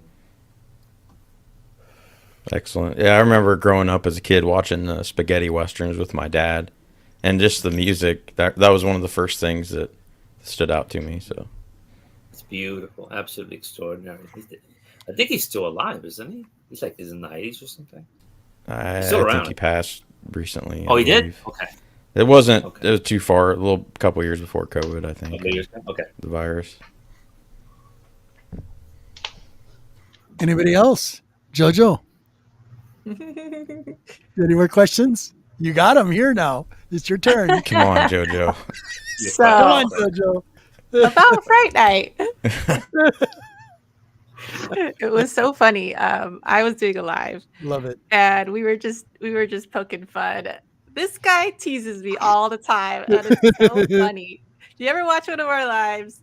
Gore Vidal is the one that makes it entertaining, not me at all. It's all him. Yeah. But anyways, yeah, that was really funny. I guess I just want to know what your favorite, even though, horror isn't your favorite genre, why have you not seen Fright Night? It came out in 85. I think 85 was a weak area in movie making for me. We really tried last night. We tried. Okay, what gets me is he's seen Fast and Furious. I know. That's what I So have I. What's wrong with that? There's nothing wrong with that. No. It's called priorities, though. Yeah. You know what I mean? I have seen that. Well, you already know, Fast and Furious has a lot of estrogen in those films. Oh, yeah, You know, you did tell me about this. Yes. Right. That's right. And estrogen usually sells me on a film. And that's the reason I Gotcha. watched them, when I saw not just Gal Gadot, but all the other girls in it. And so I think as an American, I'm duty bound to watch the films. But listen, Fright Um, Night, there's some ladies in Fright Night. This I know, thing, Robert Frank- real quick, we just had He's trying to Uncle Roman encourage me show up into it. too. He's- Hey, Roman. No, that I'm area- teasing you. I'm just There's teasing you, one. Gore. I'm just poking fun. I love it. I want to watch Fright Night tonight, JoJo. So Oh, Yeah, God. Carlito, please. No, I'm doing a whole March Madness. I'm gonna watch a different new We have movie to be on me the same every day. Oh, cool. team, Carlito.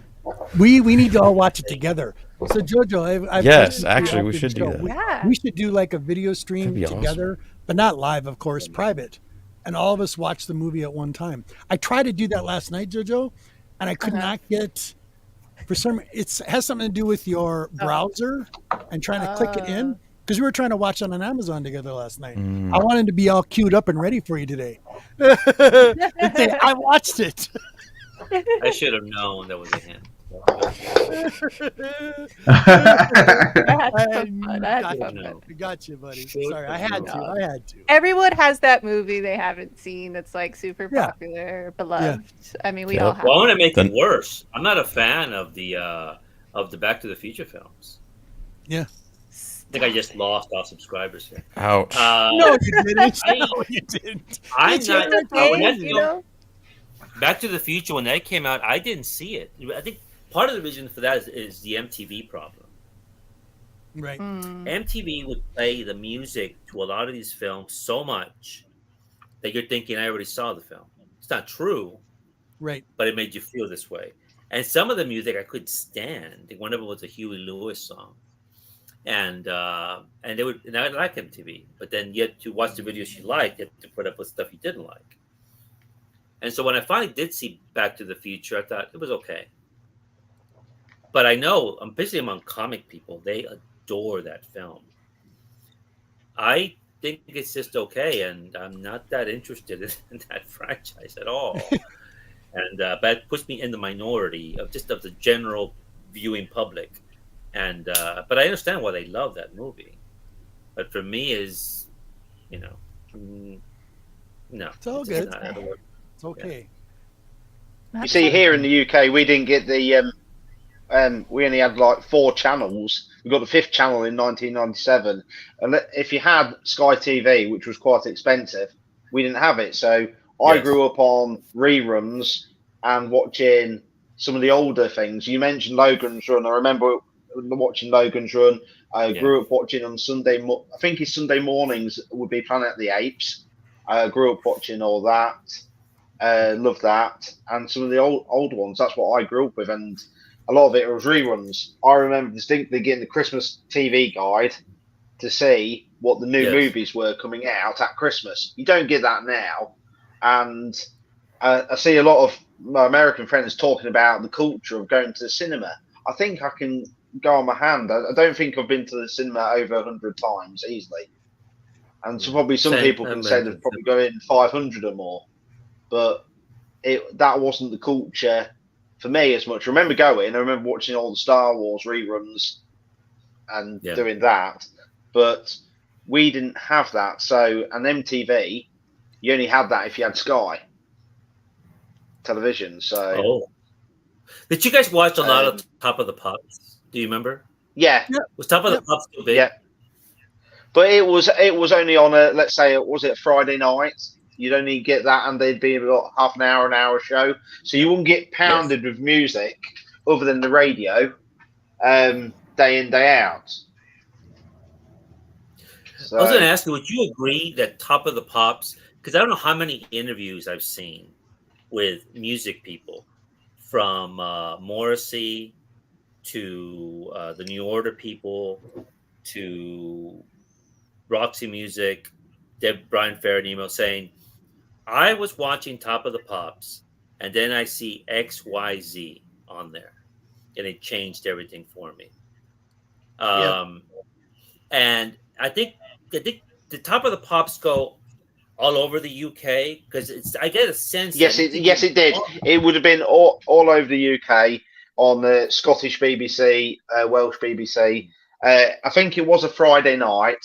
I can't remember if it stopped. It's more or less they're bringing it back in a style now. I saw that on the news the other day. But because obviously, unless you had radio, listen to the radio, that was the only kind of music other than, let's say, your Saturday morning shows where people come, where bands would come on or something, or the morning shows when they'd have someone singing live. We didn't have a dedicated music channel. So obviously, like Jackass, I watched that on that'd be late night on Channel 5 to see that. And that'd be probably 3 or 4 years later. Because I don't think we had something like that. Yeah, the reason I don't think we had anything like that here, because what it seemed to be with Top of the Pops is you had these punk bands, avant-garde bands, and they would be spread out into these small little communities and thinking, what's going on there? Here in the States, maybe in the 70s and the early 80s, SNL, with Saturday Night Live, would maybe have people like that. But there wasn't like a mainstream channel that everyone watched. Because even Johnny Carson and those shows, they wouldn't have, the cutting edge people on. So they couldn't. It would be serious trouble for the censors and advertisers. And so all these small communities, they were deprived of a lot of all this music. But I sense that in the UK it was different. At least you can live in a small little town with 300 people, and you see David Bowie all glammed up, or Brian Ferry all glammed up. I remember that. I remember that when I was little, seeing him on. Because BBC always felt historically they like to bring bands forward and new people coming up, because obviously sometimes we felt like obviously the America's big with everything, and sometimes our little people need to get shown on TV, and that's how I think it really started, with some people getting a bit of airtime, and they still do that on Radio 1 in the morning sometimes in the UK. Bring new bands on that you've never heard of before. We have a that was question. my sense on top of the pop. We have a question in the chat for you, Gore. It's from Digger Jim again. He's asking, who are your favorite comic artists, DC or Marvel? No, well, remember, I think DC and Marvel, they fluctuate, right? They go from one company to the other. The artists, right? They're quite promiscuous when it comes to that. And when Miller worked for DC and Marvel, Neil Adams did the same as well. I don't really have one. I just do not. And let me see. Let me show something here. For example, this is the Treasury edition, right? Right. To Neil Adams, Denny O'Neil, the one that basically made, Batman a very serious comic, even before. Now the thing is, how can you beat this, right? The Neil Adams effect. Right. You see that? Awesome. And this Raja Ghul, the introduction of Raja Ghul, and this is one of my favorite comic panels of all time, is this one here. When Bruce is holding Talia. I mean, that right there is, that's Neil Adams, right? And this is just a stunning piece of work here. I know and then you have Bill Sienkiewicz. If you have anything, you see Electro Assassin up there. Yep. I mean, Electro Assassin is my favorite Frank Miller work, period. Good. And my favorite Bill Sienkiewicz work, period. Mm-hmm. It's when that came out, people were put off by it. They still are. It's a very strange work. I think it's one of their best work. So I guess Bill Sienkiewicz, who I guess is a Marvel guy for the most part, is maybe, I guess, my favorite Marvel one. And it's certainly one of my favorite of all time. And Electro Assassin is top of the list for me. I guess when we get to it now, let me just briefly go into this, is to the comics of that time when I was reading as a kid, the mainstream ones. Because the thing is, for me, I started to meet the mainstream comics and the independents at the same time. I remember when Legion of Superheroes really took off. I was a big Legion guy. Yep. And the reason was because of Keith Giffen. Keith could draw stuff like this. Really chaotic stuff. This was controversial at the time, which I didn't know it was a big issue, because people didn't like this sort of artwork. But then you had him on Legion. And then you had this guy on X-Men. Byrne was good. Don't get me wrong on X-Men on Byrne. But then you had Paul Smith on X-Men. And this is what I wanted with the comics. And very nice. I mean, extraordinary stuff. I always like this cover here, another Paul Smith one. Then Legion went this format. Every once in a while, you have a guest artist, like the great Barry Windsor Smith, who'll be on X-Men. Excellent. Yep. You guys know this panel. This is one of the most beautiful panels in a comic page. Look at that. Storm. Again, when I tell my friends, draw me a comic, can you do that? Can you do that? The answer is no, you can't. You can't do that. So the mainstream comics for me was Legion, X-Men, Daredevil. George Bettis, Wolfman on Titans, and such. I like those comics. Stand down. But Right. thing is, though, early on, though, I got introduced at the same time to the Independents.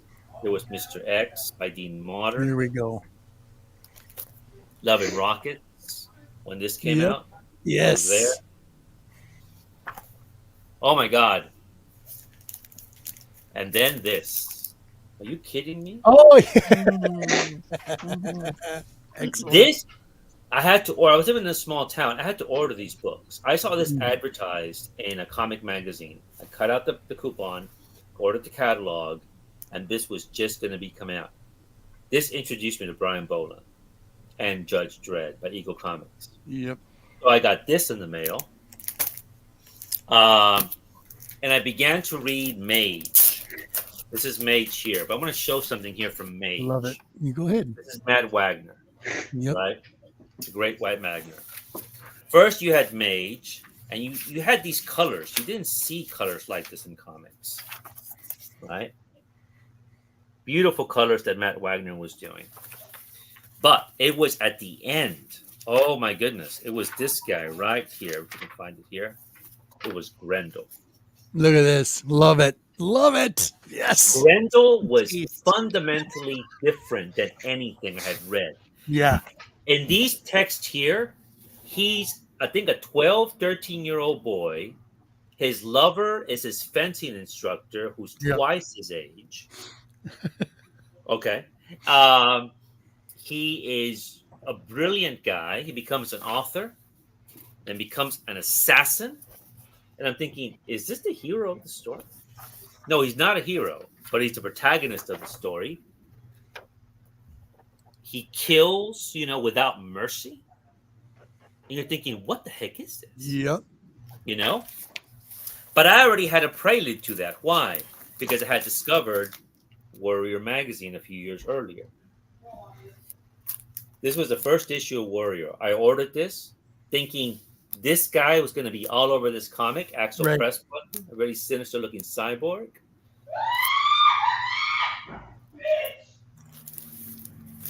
Is everything okay? Is everything okay? Yeah. Yeah.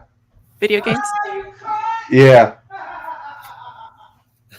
Yeah. That's what's going on. Is everything okay? Yeah, it is. It's an video games out in the living room. Okay. Sorry. Go ahead. Go ahead, Gore. Well, just to give you the point, this is 82, 83. I order this thinking it's this. What do I get? It's an anthology. I had no idea it was an anthology. So at first, and then it was black and white. I was really annoyed. But then I began to look through it. And what do I see? Some guy named Alan Moore is writing this book. I had no idea who Alan Moore was. Right. Some guy named Alan Davis is drawing this. But I see this Greek god type of character killing his adversaries. He's obviously as powerful as Superman, but Superman would never do that. I'm turning the page. He's just this force of nature. Yep. What the heck is this? And then it ends to be continued in the next issue, right? Yep. You know, wait In a the month. next issue, right? So I'm pretty annoyed. And then it gets worse. Why? I turn the page and I get to this guy right here. V for Vendetta. Yep. I get to V. You see this woman. Let me see. Right here. Let's see. There's a cadaver. You see this guy here thinking, what is this? Is that a mask? Is that his face? He's talking to some young woman who's pretty aggravated with him. Then you see this. This man is a police officer smacking his wife around. Oof. He doesn't find her sexually desirable anymore. Mind you, I'm a kid reading this stuff. Right. Of course. And then I see this here. This is the one that got me. You see V. He's going to visit a woman, right? And she's got a flower. And it ends like this. See that panel there? He's there to see this woman. I have no idea who this woman is. I have no idea what's going on in the story. But the woman says, Roses, it's you, isn't it? You've come. You come to kill me. He says, yes. And she says, thank God.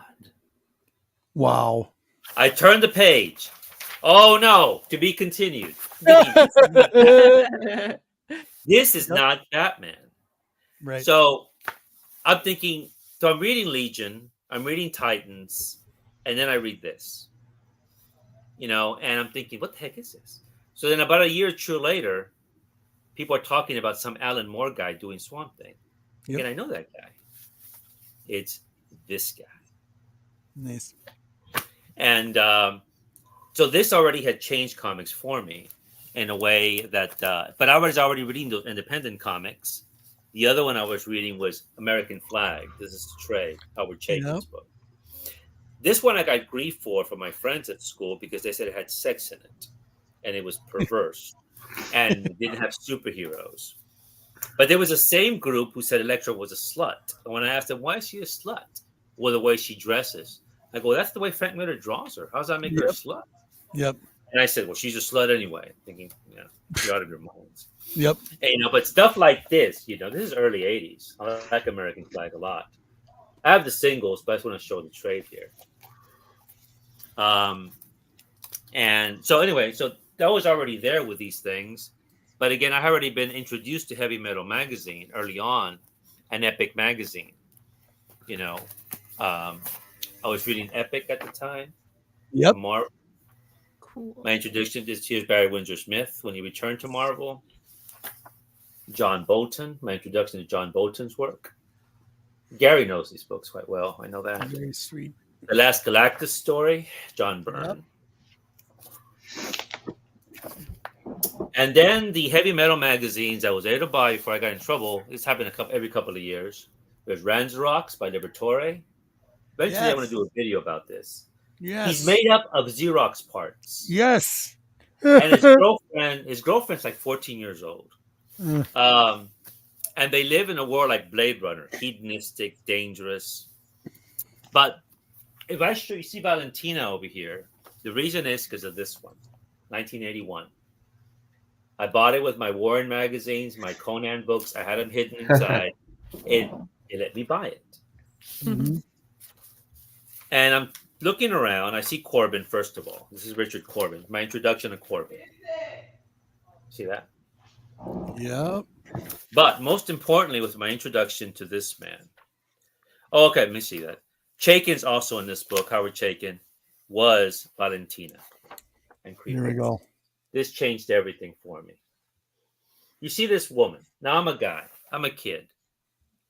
You're not supposed to be looking at naked girls, right? Made confession really interesting because I confessed every Friday. So I had to confess, right? And I'm not joking, you had to, right? Yeah. But I see this woman talking to this astronaut, and now here she is nude, and then there's a child in there. It's her son. I'm thinking, what's going on in this book?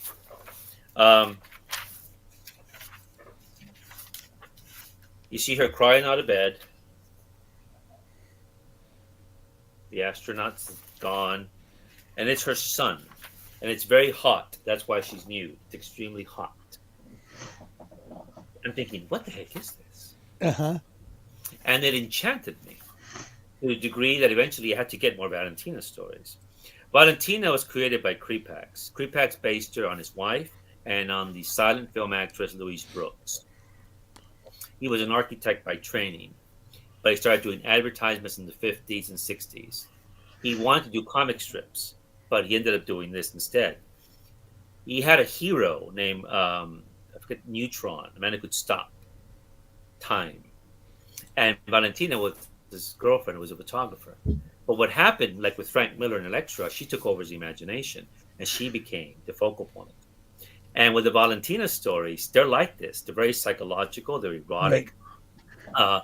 And they reference books and films.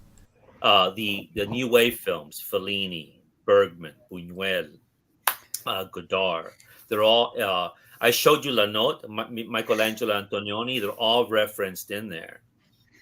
And finding these magazines was tough over the decades.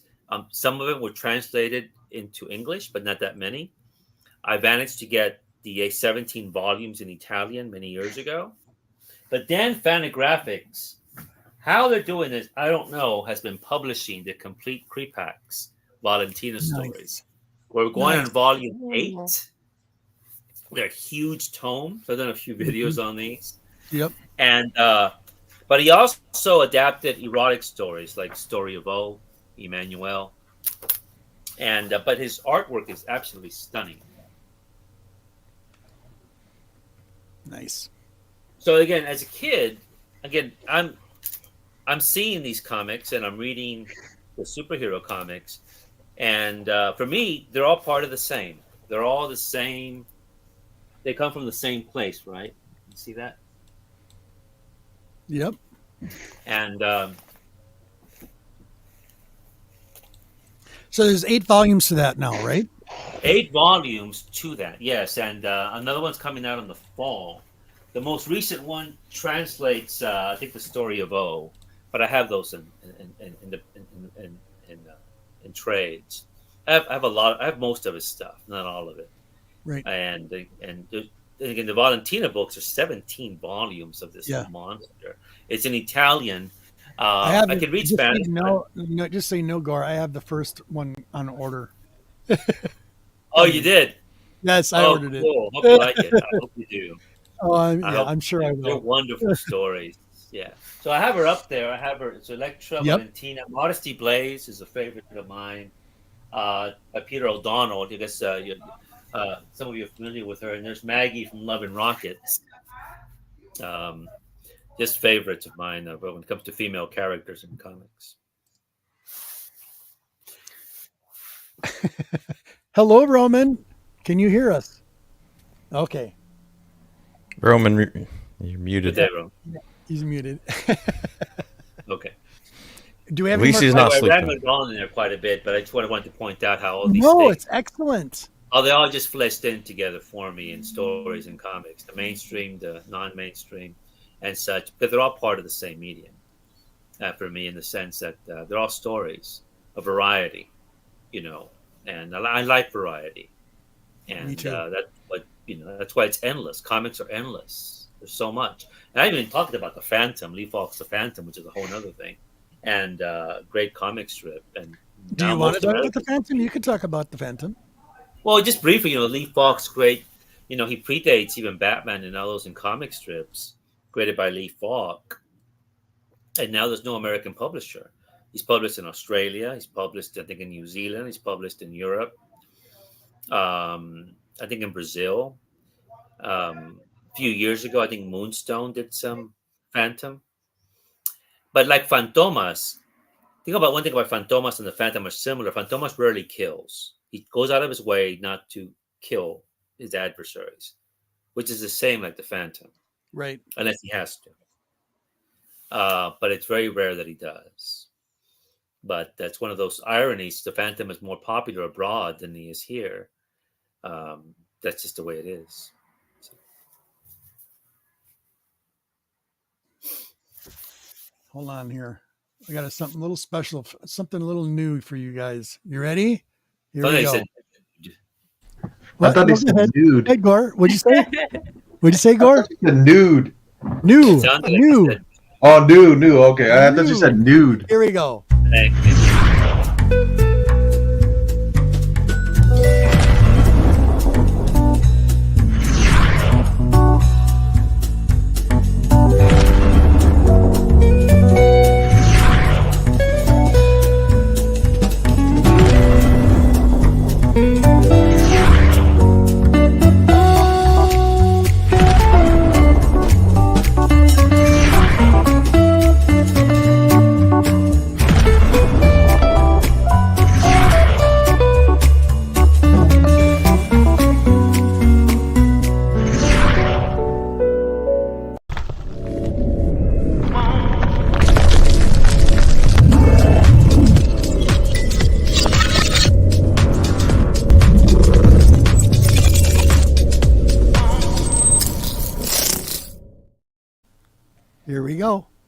No, I won't anymore. Dog or horse? Dog or horse? Horse. Dog or horse? Horse. Horse. Beer or a good whiskey? Oh, whiskey, easily. Snake or a spider? Spider. Oh. Car or a plane? Car. Favorite sandwich? Pastrami. I like pastrami. Okay, here we go. A kiss or a back rub? Really, Robert? You have to ask this. Never Casablanca. Never Casablanca. A kiss is never just a kiss. A kiss. Okay. Sex or a walk? Don't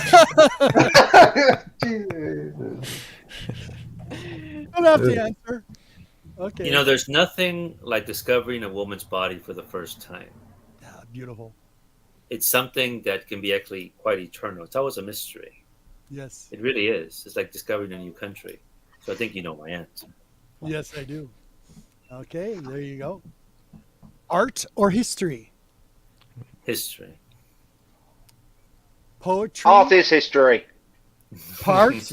Poetry. That's true. You know, that is true about that. Poetry, a good what? Good movie. I don't know. I'm going to go with a good movie. The Cinema Paradiso is poetry and filmmaking. And this Winds of one- Desire by Wim Wenders. Nice. And Time Bandit. Oh, there you go. I like Time Nice. Bandit. I saw that as a kid too in the theater. So did I. Great film. Nice. Yes, it was. And Very number subversive. 10. Number 10. A comic book or comic books? Comic books. There you go. I'm Done. promiscuous that way. I cannot be faithful to any one of them. There Remember, I was the Awesome. heretic in the group, right? We need more heretics than the comics. Yeah. we go. And I'll try to change those Interesting up. every questions week. you came up with. Sex or a walk? Oh my god. You answered it beautifully, though. I knew you would. That was good. Yeah. Any more questions? Anybody on the panel? Please, you can ask them. I've got one. If, Sure. Hopefully it doesn't. I No. don't know how long you can stay, but who's your favorite philosopher or your favorite quote? I always like asking this one. So. Yes. Well, I took a class when I was younger, and we had actually that question came up, and I'm going around answering your question, and it was a huge class. It was an auditorium, and it was a philosophy class. No, it was what was it? What class was it? It wasn't a philosophy class. It's one of these legal classes we had to take, part of a government class. And there was this young girl named Leticia. She was always very prim and proper. She always dressed in little suits, glasses, nice poofy hair. Very prim, very proper. We all liked her. She was just, she's just somebody, you just liked. And one day the professor asked that question, who's your favorite philosopher? People going over here, I like Jean-Paul Sartre. Oh, no, I like Schopenhauer. No, I like Plato. Versus, yes, Socrates. No, I like Nietzsche. Nietzsche was always a favorite, especially among the young, Friedrich Nietzsche. It's interesting, we were government majors, but no one picked Montesquieu or Locke, the ones who were influential in the founding of the country, at least for the founders. Right. And then little Letty goes up there, and she goes, I like Hobbes. And Hobbes wrote this book called Leviathan, which is the book about basically saying that law and order and authority basically trump all kinds of civil rights of any kind. And I remember all of us just turned around and go, who said that? And this little Letty in a little suit, little glasses, and her poofy hair. So, I just chuckle whenever I hear that. The writer that I like, I guess, who's a philosopher, I guess, was George Santayana. Santayana taught at Harvard in the early 20th century. His students were interesting. They included Wallace Stevens, a great American poet, Learned Hand, a great circuit court judge from New York, who was always considered for the Supreme Court, but the Supreme Court always relied on his opinions. Felix Frankfurter, who was in the Supreme Court. T.S. Eliot, the writer of The Wasteland. He had this long list of great people who became, pretty notable. And Santayana wrote a memoir about his life. He was from Spain, but he grew up. He had English background as well. So he wrote this beautiful set of memoirs about his life called Persons and Places, about his life in Spain and living in North America, his friendships and such. But he also wrote really wonderful books on religion, on aesthetics, on art, on Goethe, German poet, and such. And he died, I think, in the 50s when he was actually living with nuns. When I'm living with nuns, it was a place run in Italy. It was a hospital run by nuns. He had gotten rid of most of his possessions. Now, he knew everybody of the intellectual world of the early 20th century. And a writer went to interview him, and the writer was interviewing him, and he says, "So what's your philosophy?" He goes, "Well, at the bottom of everything, I think chaos. Everything is chaos." And but he was always cheery. And he liked Lucretius, who was a Roman poet and writer who wrote this book about the nature of things. And but that's where he died. And so the George Santayana, no one reads him now. I know that College Station, A&M at Waco here in Texas, has for decades published his books, which always ended up in remainder shelves in bookstores. But I like the way he writes. He's got a really clear way of writing, and very beautiful and sensual in some ways. And I like his views on things. But he read everyone that I mentioned, but he's the one I always gravitate to. Although when I was younger, I went to the Sartre, Nietzsche phases and all that sort of thing. Yeah. Nice. Thank you. Yes, absolutely. My long-winded answer to the question. But I always think That was excellent. That was pretty brief, actually. I don't know whatever happened. Well, Letty did become a lawyer. I did know that. I didn't know she became an attorney. I don't know what kind of attorney. Sounds right. Probably a corporate attorney, which is Thank fine. you, Legend. I appreciate You it. need good lawyers in any capacity. It's true. I like lawyers. Yeah. I'll stop there. You're good. Anybody else? Before we start showing some books or things that we might have gotten this week or next week, I always give everybody their opportunity. Martin? Roman? I'm all done. I'm cultured out. I am. I could go on. Because I'm still learning, so I'm astounded with all the other bits and bobs to learn, all new edges. So right. Movies. I'm also a Doctor Who guy. I don't know if you're a Doctor Yes. Who. Anybody here's a Doctor Who person? Yes. I grew up watching Doctor Who and everything. So, but I'm not much of a fan of it anymore. So Okay. Tom Baker guy? I grew up with the I can't remember who the actor was, but there's one where they come up on hovercrafts on TV, and I just remember that actor. McCoy was the one from the 90s. McCoy. That was my Doctor Who. That's who I grew up with. So that's Yeah, I like who Tom I Baker. always picture. Okay. I was just curious.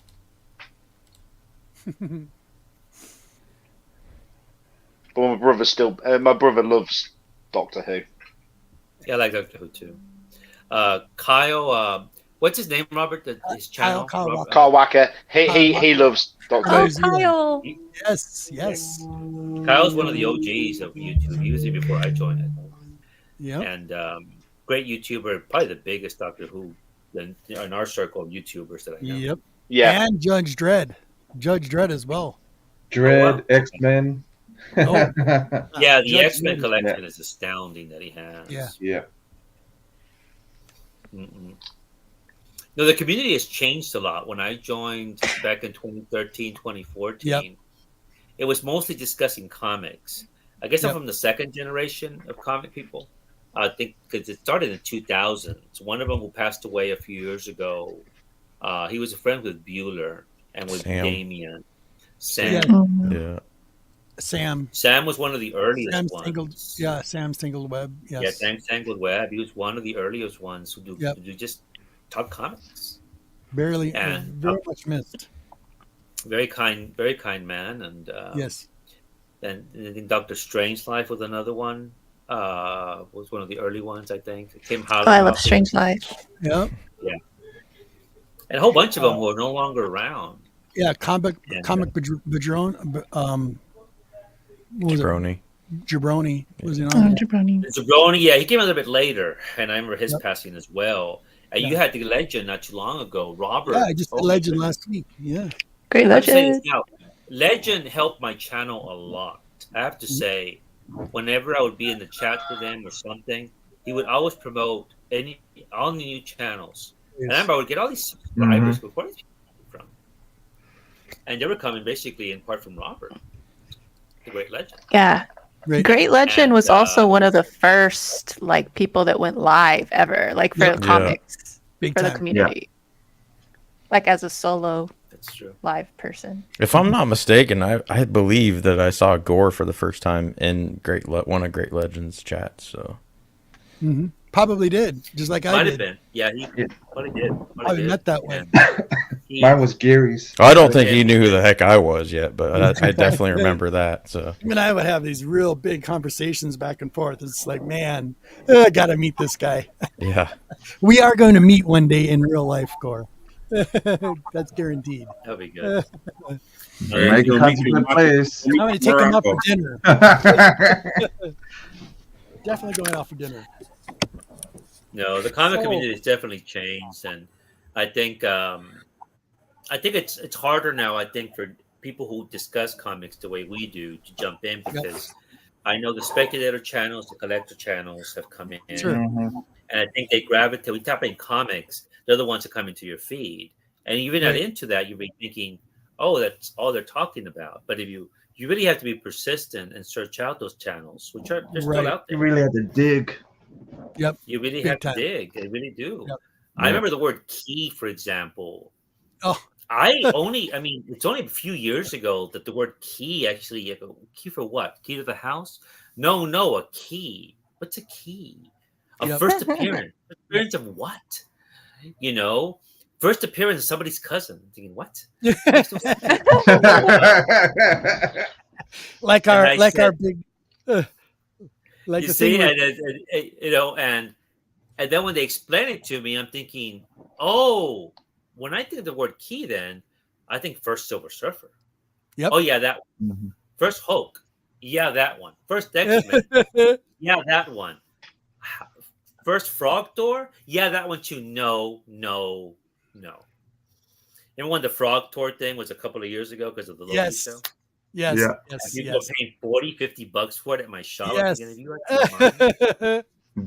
Beta But Ray Key Bill used and all to the be- other ones.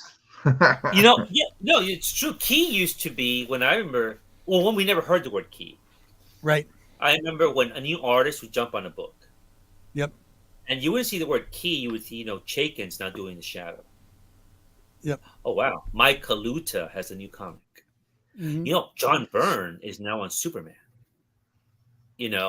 And those books would go up a few dollars in value. Or a storyline. Frank Miller and Claremont doing that Wolverine miniseries Right. that changed everything Yep. because it was at the same time that Paul Smith and Claremont were doing X-Men, and they changed Wolverine. Up until this point, he was just a guy who had cigars, said Bob, had berserker modes. There was nothing. There was no substance to him.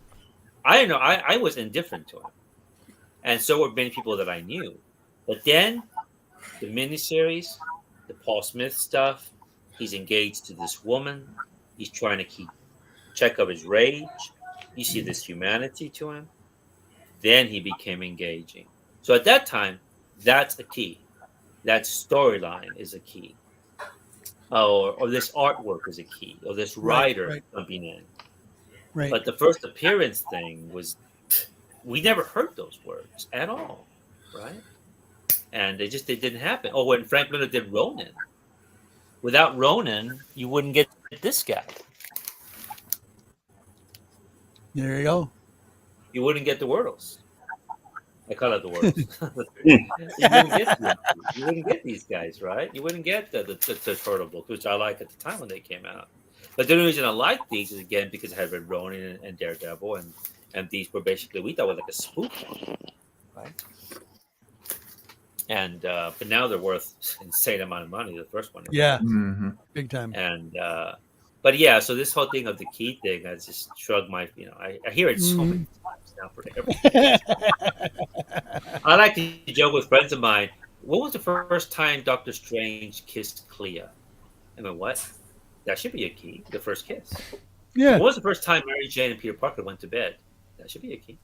One of the first Yeah. time Robin and Starfire went to bed in Titans, because that was controversial. That should be a key. I mean, Watch Gore mention all these books, all these. Watch Yeah, Gore yeah. here. Yeah, and all the, and then we're in a week or so we'll see these books go up, and we're like, what the They'll be hell? on all the auctions, won't they, You'll next start week? seeing them now. Yeah. Watch, or I'll guarantee you'll start watching. You'll see. Yeah, we'll see Yeah. them all in auctions. We'll see like a price hike, and then you'll be like, huh? Yeah, First why is twist. this one so expensive? Oh, the only one that comes up is that dumb Batman book from a few years for the shortest penis. yeah.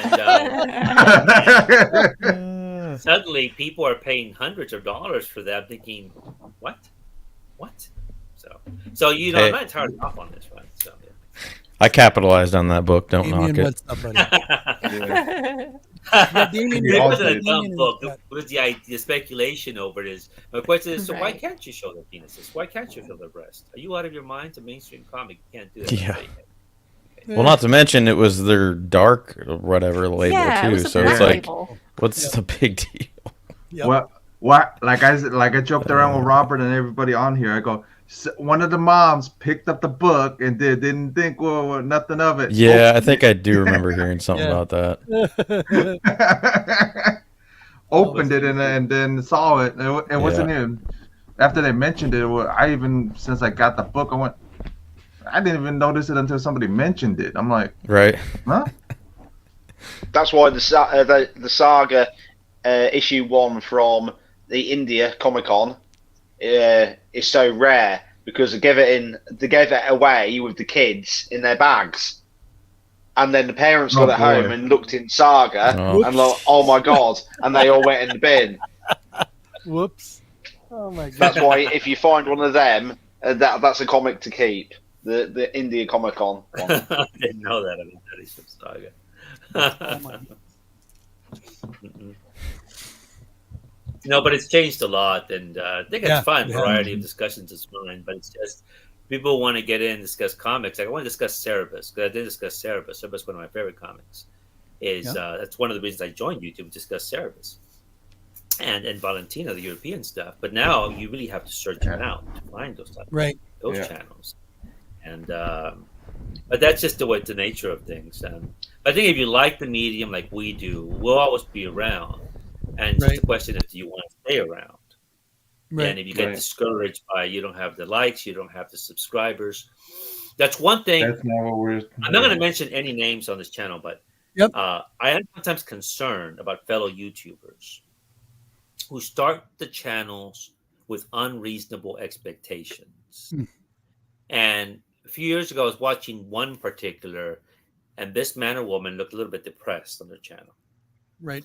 They seemed depressed because they weren't getting the likes, they weren't getting this and that on their channel. And I was a little bit worried about their mental state. And the thing is, if you get into this for that reason, it's like likes on your phone. Right. How come people are sharing my post? How come aren't people liking my post? If you obsess over those things, it begins to affect you psychologically. And if you have other issues going on in your life which are dissatisfying, this may be the final thing that sets you over the edge. Right. You know? That's why I have to say, if you're in it for views or likes, you got the wrong channel if you're into comics, because if you look at any of the other channels, there'll be thousands, millions of views. Do the comics because you love them, because you love the stories, not because you want the attention from people. Yeah. Excellent, Mark. That's the best thing I can say. Read them for what they're worth. No, well said. I've met some interesting people here, people that know me personally online, people I never thought I would communicate in private over comics online. They get to know me, and And at the end, that's what really matters. I mean, yes, obviously, I would like people to view things and see things and like things, but it's not a priority in any way. And if you get into this for that reason, have a tough skin, or don't get into this at all, or change how you see things, because it may add to your. If you're not depressed, it may lead to depression. And it shouldn't. It should be fun, you know. And you can't compete with the Joneses all the time. And Yep. nope. Sometimes the Joneses aren't very nice people. Yeah. You know, just not. Does anybody have any books they want to show? Jeff, did you have? Yeah, I want to see what book you guys have. Yeah. Yeah, I got plenty to show. Okay. Yeah, I got some. Well, you guys couldn't see the artwork from last week since. Yeah. So this is the artwork I picked up last week for $50. Who did that? Yeah. The one of the artists from Batman Beyond. It's a Batman Beyond artist. I forgot the artist's name, but yeah, we went to the Comics Den house sale, and then got this for $50. Yeah, I thought it was only one. I like the Catwoman more than I like the Batgirl on it. Okay. So I was just gonna get the Catwoman, but he threw it in. So that was nice. That's very nice. I like it. Yes. Yeah. Pick that up. Pick this one up, of course. Never a show without Vampy. No. Yeah. Excuse me, Jeff. Do you have a favorite? Yes. Artist. Favorite artist is favorite old school. Is it going to be Jose Gonzalez or one of the Gonzalezes? Yeah. The older artist is Gonzalez all the way, because Gonzalez defined her look and defined everything. Like even that little tattoo on her on that little bat. The whole story behind that bat was they put that bat on her to see if James Warren would notice that bat, to see if the publishers would notice that bat. And they just let it run. So he never noticed that bat. Yeah. So that little bat was because I have Gonzalez's and Ingrid Torres's art books, and I read them both, cover to cover, and then like how Jose got discovered and how Gonzalez got discovered, you know what I mean? So those two are my favorite, you know what I mean? Old school artists.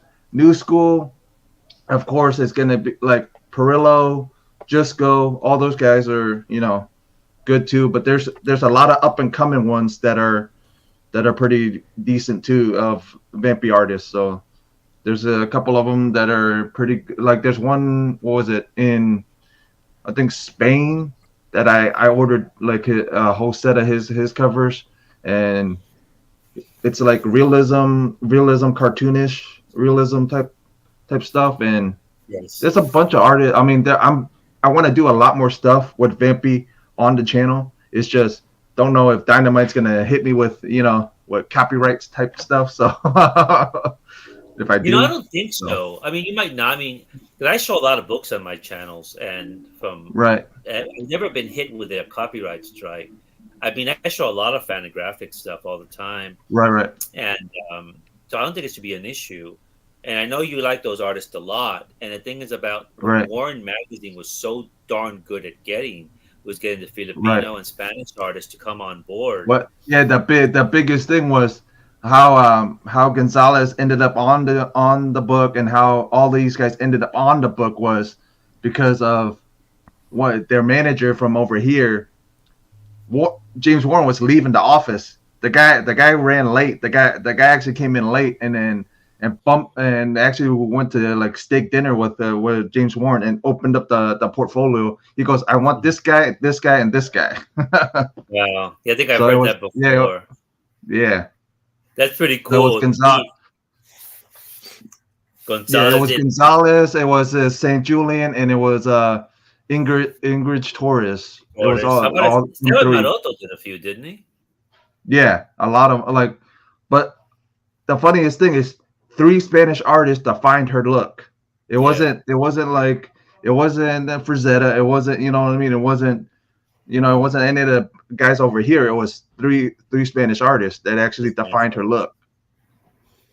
No, that's my. I know those early Vampirella ones because I have most of the Mhm. Dynamite books, and Yeah, Dynamite didn't get a hold of her until 2010, and then it was Harris that ended up with her at like the end of like what was it, end of 70 something, because Yes. 112 was the last issue, and then the Harris came out with 113. That's why it was so Harris had slowed because of Warren going after they were going after each other because of how they released the first issue of 113, saying it's a continuation when it was all reruns, all repeats in that book. It was maybe 2 new stories. Yes. But the one I would love to do is actually go to Spain and actually try to find Jose Gonzalez's lost Vampy story. There is one story that he did. He sent off. James Warren declined it, or it was supposed to be like 114 for 114. Never got published. Got sent back. Got left with his management company.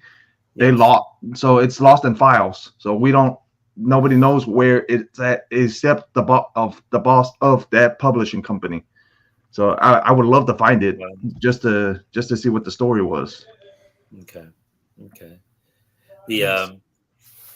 I think one of the artists. Did you read? Remember the book when Carmen came out? Yes. Yeah, I did. I picked up the whole run. Yeah. I liked it a lot. I mean, he would make a great. Let me show some of these panels. People are not familiar with this. One that won't get Robert in trouble. Let me see. No, you're fine. Yeah. You're fine. Wow. Yeah. And it talks about like it's pretty much about suicide type stuff too. So yeah. A girl takes her life. Yeah. And then Carmen and this Carmen figure appears to try to like, what did you just do? And Guillermo March would be an ideal, I think, artist for Vampirella. And what this book did, it took this is insanely beautiful artwork. Right. But it took the Little Nemo idea, the famous McKay book, The Little Nemo, right. The Little here, right? And it's amazing this was published in newspapers. It astounds me. Yep. In the early 20th century. And so when that book came out, Carmen, I'm thinking, oh, he's borrowing from Little Nemo, at least among others, right? Right. But yeah, March would be an ideal Vampirella artist. I don't know if he's ever interested in doing it, but yeah. Right.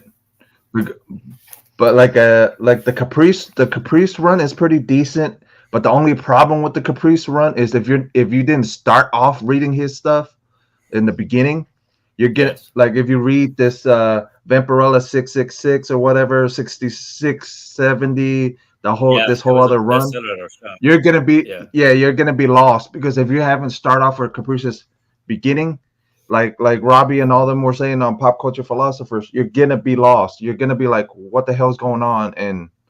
But if you had like right now, I would say start with the Caprice Volume 1 of Vampy, and you guys should be decent because he actually goes into some of the history of Vampy sometimes. Nice. Anybody else? I'm going to show my little run then really quick here. Here we go. And a big shout out to some community members as well. Madhouse Comics, Geeky Dad, Sans Cookie Shop, and Maddie Freeze. I got a little surprise here I got to show you guys. Ooh. So this one is got it, didn't you? This one's from what's that, bud? You got oh yeah, I can't wait to see Maddie's one. Wait, you'll see. Geeky Dad, and this one was signed by Ron Lin. Now Ron Lim, he actually was the penciler for this, so he didn't do the artwork on here because I did look it up, but this is a great issue 3 fantastic Silver Surfer. Yes. And his signature is like right there on. It looks like a tattoo on Thanos. Yeah, on Thanos. The same thing. This was from William Hunt on Geeky's Dad channel. This one here is Cloak and Dagger, Marvel Fanfare. Oh, nice. Really, really nice. Rick then- Leonardi made do that. Yes. And then over on Sands, I was able to pick these up. So here's some classic Michael Jackson for you. The Dazzler. Chiller. I've Look at never that. seen that cover before. No, nobody has. Nobody sees it very often. Pick that That's one up. awesome. That's JoJo's gonna get that now for sure. Got a Dracula. Number It 47. looked like Fright Night. Yeah, it does. I'm always picking this up. First Lilith. I'm fascinated with this character. I always grab it. Ooh. I like This is that. the first appearance. And Dracula again, king size number 2. This is from Sans spot. Pick that up. And then over on the this was Madhouse. J1 Bob on there. I got it's awesome. 1956. I'm a huge fan of Mysterious in Space comics. And I picked this one up. This is issue 34 from 1956. Beautiful, beautiful Mystery in Space. Mystery in Space. Love this. Just love this. Fantastic. Now to Matty Freeze, my buddy out there, and a community artist as well. I picked up some books from him also. This one came out in 1987 by Ocean Comics and Legend. If you're watching, you're going to love this. Popeye's origin story. That's nice of Popeye. Yeah, Legend loves Popeye. Yep, nice fun one. And then another favorite character of mine in the Deadpool series, also in X-Force. She was also called Mrs. Lucky or Miss Lucky in the movie. And that is, who do you think? Who was Lucky? Do you remember, guys? Yeah. Domino. So I got her second appearance here. Unsubscribed. I'm not a Deadpool guy. I like Domino, though. I like Domino. I hate the feet on Liefeld stuff. So yeah. But I like Domino. I joke at my shop. They always making fun of me because I'm like the only one who does not like Deadpool. Man. Well, my wife, my queen, she loves Deadpool. But I like the characters that are off from it, and Domino was one of them. And they actually had a run, I think it was six issues. And I was able to pick this up for Maddie. Really, really nice. Domino's nice. Yeah, I love Domino. I have no comment on Deadpool because Rob Liefeld will probably cancel the stream. Yeah. Poor Liefeld. Number 4. Love these. These are actually a really good story. It was a good run. Very, very nice. Number 2. And then we got a one shot from her. This was David Baldwin variant, 1 out of 25, I think, a variant cover. Oh. Then, of course, from that same run, number 1. Love that cover. Beautiful. I think I have that one. That's very nice. And then I got the second appearance of Brother Voodoo from 1973. Beautiful copy. Love this. Steve just picked up the first appearance. I know he did. We were talking about it. It's excellent. Another Silver Surfer one shot from 1982. You know me, Jeff. I'm always picking them up. Yeah, I was on that show when you picked that one up. Now, I have no idea who this is. All I know it's going to be a little risque, but this is called Gritty Gorgeous number 1. It's a virgin and it's called Huge Life. Yeah, I just like the cover. This was a total cover buy. Go. Because a redhead. Could you put that closer to the camera? I can't see. There you go. Nice. Okay. How can she walk? And then here's the hotness. So, community artist, Matty Freeze, he left a little note on here and he said, G-Man, thank you so much. Honestly, it means so much that you love and support my art. Thank you so much. I have like 2 other pieces for Matty Freeze. They're glued to my wall in the other room. Yeah.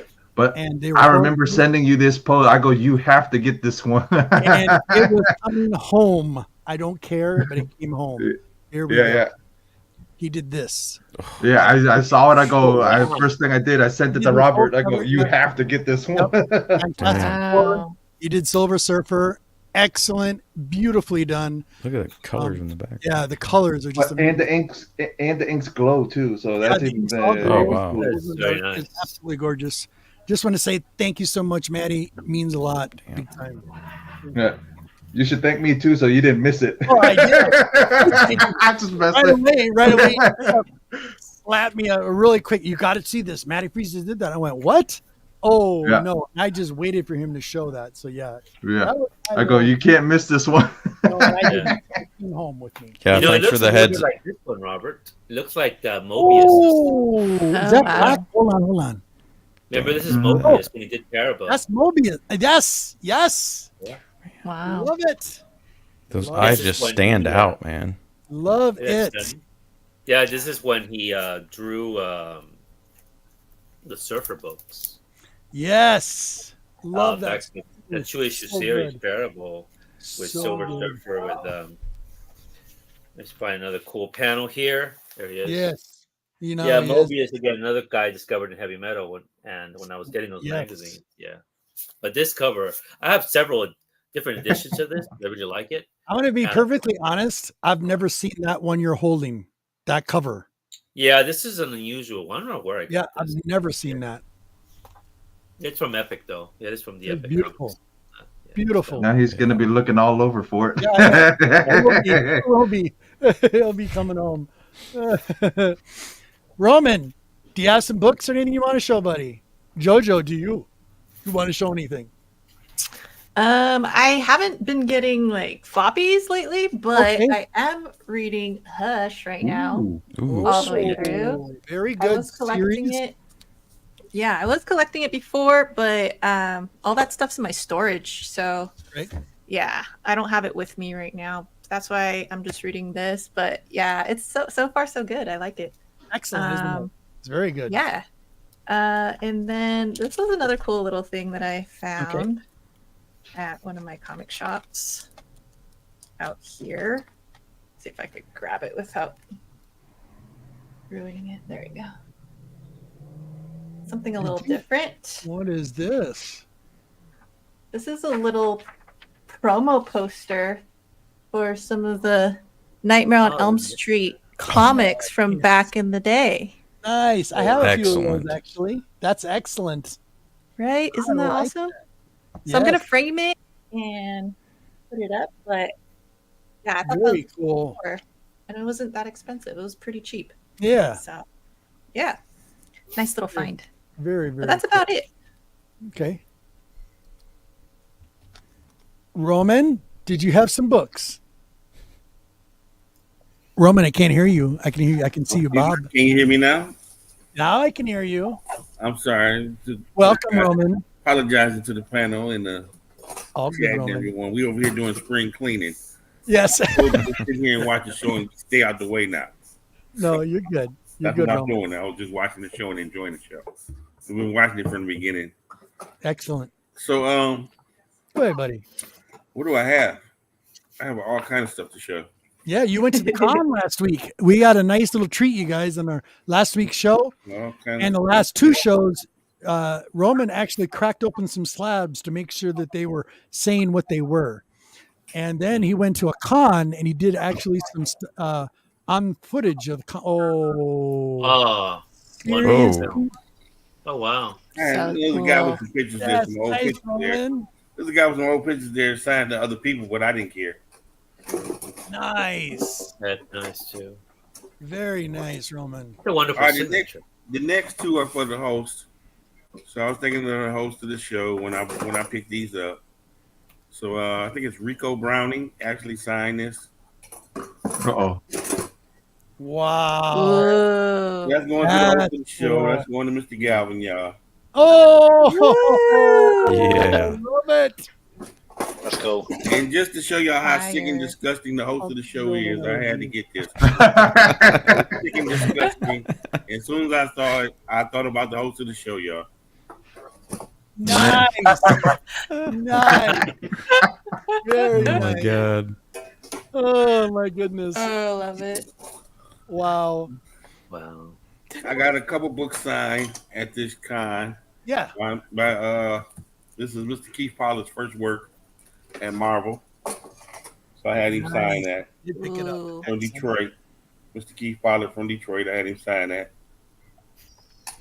And then this was a rush book. I think 10 guys had to work on this book, as Mr. Arvell Jones was telling me. And I had him and Keith Pollard, because back then they didn't have fax machines, copy machines, nothing that. Wow. They both had to drive from Detroit to New York to finish the book. There's like 10 guys to work on this book, so they had to have it out that weekend. Right. So I had to, I had both of them sign that book. Look at the signatures. I like it. Very nice. I don't ask for too many signatures. Did you have a good time at that con? Oh, wonderful time. Yeah, good. Wonderful Good. time. Good. Wonderful Excellent. time. I'm trying to figure out what I got. Really appreciate you having the guy show us the wall of books, all the pre-code horror. That was The excellent. week before, I got this as a 3-piece deal. So I got this. I don't know. Nice. You know, my favorite villain of all time. Oh. Bullseye. I Troubled should ask the Soul. question about. I should ask the question about. He brought up Elektra, but I should ask the question about how intense Frank Miller made Bullseye, and I got this. Ooh. I got those three together from a guy. Wow. I got I got these three together from somebody. Oh my goodness. Yes. I love it. I am just getting the books in the collection that you're supposed to have. So first Werewolf by Night. There you go. Beautiful. And replacing books that I sold. Oh, there we go. There we go. I had a bunch of X-Men, but I ended up putting them up. I got me a nice Phantom Stranger. Nice. Phantom Stranger #1 is a very high grade. And this came along with it. The guy threw this in too for me. Second appearance of the Royal Flush gang. That's my favorite villain gang. Very nice. I'm gonna do a little Phantom Stranger thing there. I got wow. I seen this and I wanted this book. This is all I really wanted. Okay. You know, you only this little cheap book here. Right. DC's version of Hercules. And the man taught me into getting into this. Oh yeah. Oh, look at that.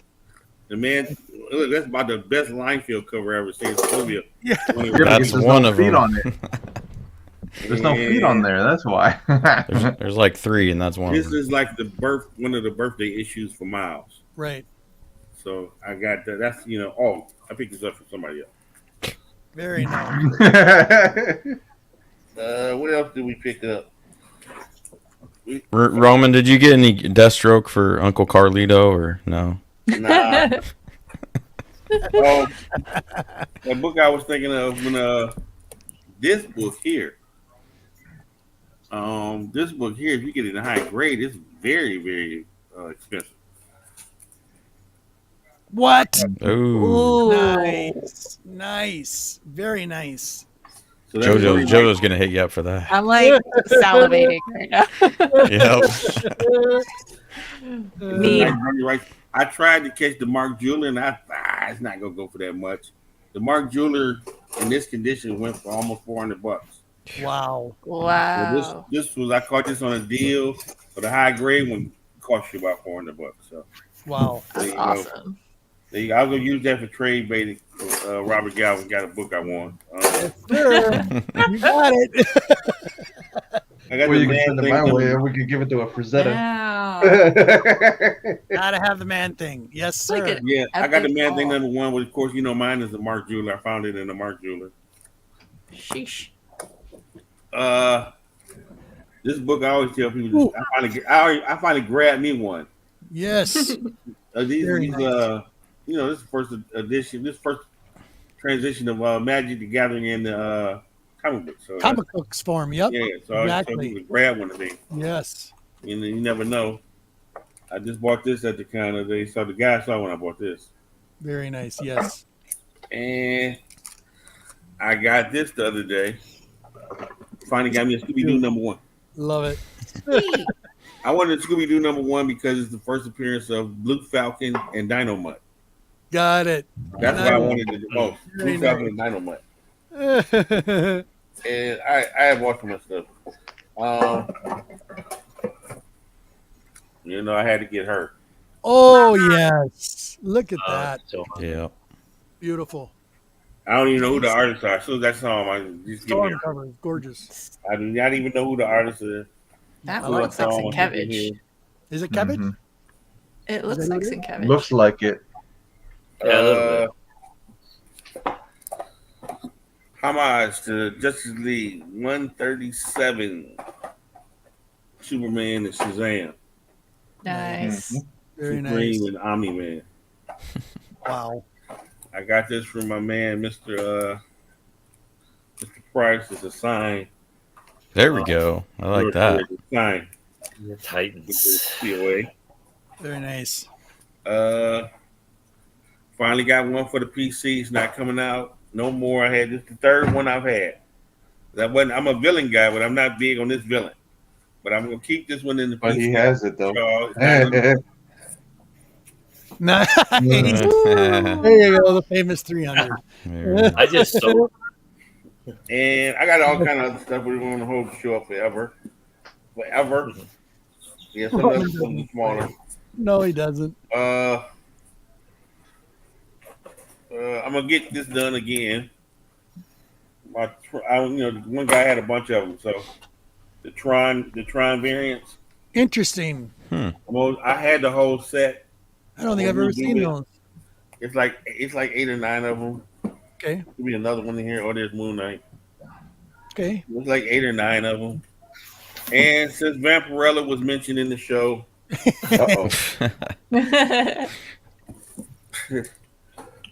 Battle of the Planets has to be mentioned in the show. Yes. But nothing.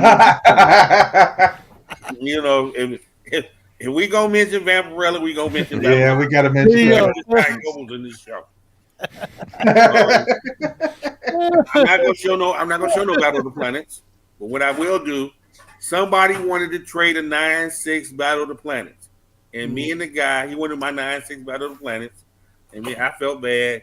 And me and him was both trying to not job each other. Hey, this is what it's worth. I don't want to do you wrong. He trying not to do me wrong. And he fought with me. So all I wanted was this, and I was gonna give him some money. Yeah. I got me another Ultimate Nice. Fallout, Oh, still in the original poly bag. very nice. Nice. And he just felt like, I was doing it wrong. I said, it's only like $300 book. I got to give you some money. He said, no, take this. The Wow. Ultimatum. That was like $1,000 book a few years ago. Very nice. So I traded these 2 books, got traded for a 9-6. And man, and you'll still be waiting, Big Remo. I got Battle of the Planets for days. You'll still be waiting. And that's what I wanted to show from the last couple of weeks. The highlights. Very nice. I got a ton of X-Men. I bought about 30 something X-Men. But they're put up now, and I'm so proud of my little X-Men box now from 94 up to 143. That was my X-Men read time. Paramount and Burns and all that stuff. So I'm proud of that box there. It's really stocked. Very cool. It's Very some cool. triples and doubles in there. So, Amy, I gave you a bullseye. My favorite villain. What do you want, Remo? Okay. Martin, That no. would be my question. That would be my question. Since Go ahead. the humanity was brought up so much with Elektra and everything, how about when Frank Miller put so much intensity in the bullseye and taking his intensity and rage into taking Daredevil down or just killing him? What's your thoughts on that? That would be my question. Is it for me? Yeah. Yeah, when he did that, that was a big deal at the time. Bullseye killing Elektra. I always thought he would go. That's my thing. Don't kill the person you're trying to. He wouldn't kill the one he was in love with. Yeah. Bullseye did that. That was his plan. Let me kill Elektra. That'd get to him. Yes. No, I think again when I think about those stories, they do read a little bit like Greek tragedies, and of course she's named after a Greek mythological character, Electra. I think that's intentional by Miller. Right. And her death is basically like that, and I think I agree with you that is killing her, and the glee that he gets in doing so. I mean, he was already a psychopath before Miller took over him. I mean, included him in his storyline. Right. But he did something, especially when you see those images of Bullseye doing his exercises, like on the gymnastic poles. Yeah. He had a strong physicality to him. And the way he would draw him, like when he would be in prison, and he takes a little paper clip in his mouth and he just uses it to kill a guard. Right. Again, there's a criticism about Miller I've heard from people say in the past that he's a terrible artist. Well, not terrible, but they don't say he's very good. I think what they mean that he doesn't draw like Neil Adams. He doesn't draw realistic sort of figures, right? He doesn't draw like Byrne. But I'm thinking, no, I think the thing is what he does. Yeah, he can't draw like them, but that's not the point. Is he's got a certain feel for the characters, the way he draws them, and a certain intensity to them that in a way that Byrne could probably never do. And starting with including Bullseye and making him and Kingpin, like I mentioned earlier, into a sinister mastermind, Kingpin, and then this psychopath in this character. But the way he would draw sometimes his face, he wouldn't be all smiling.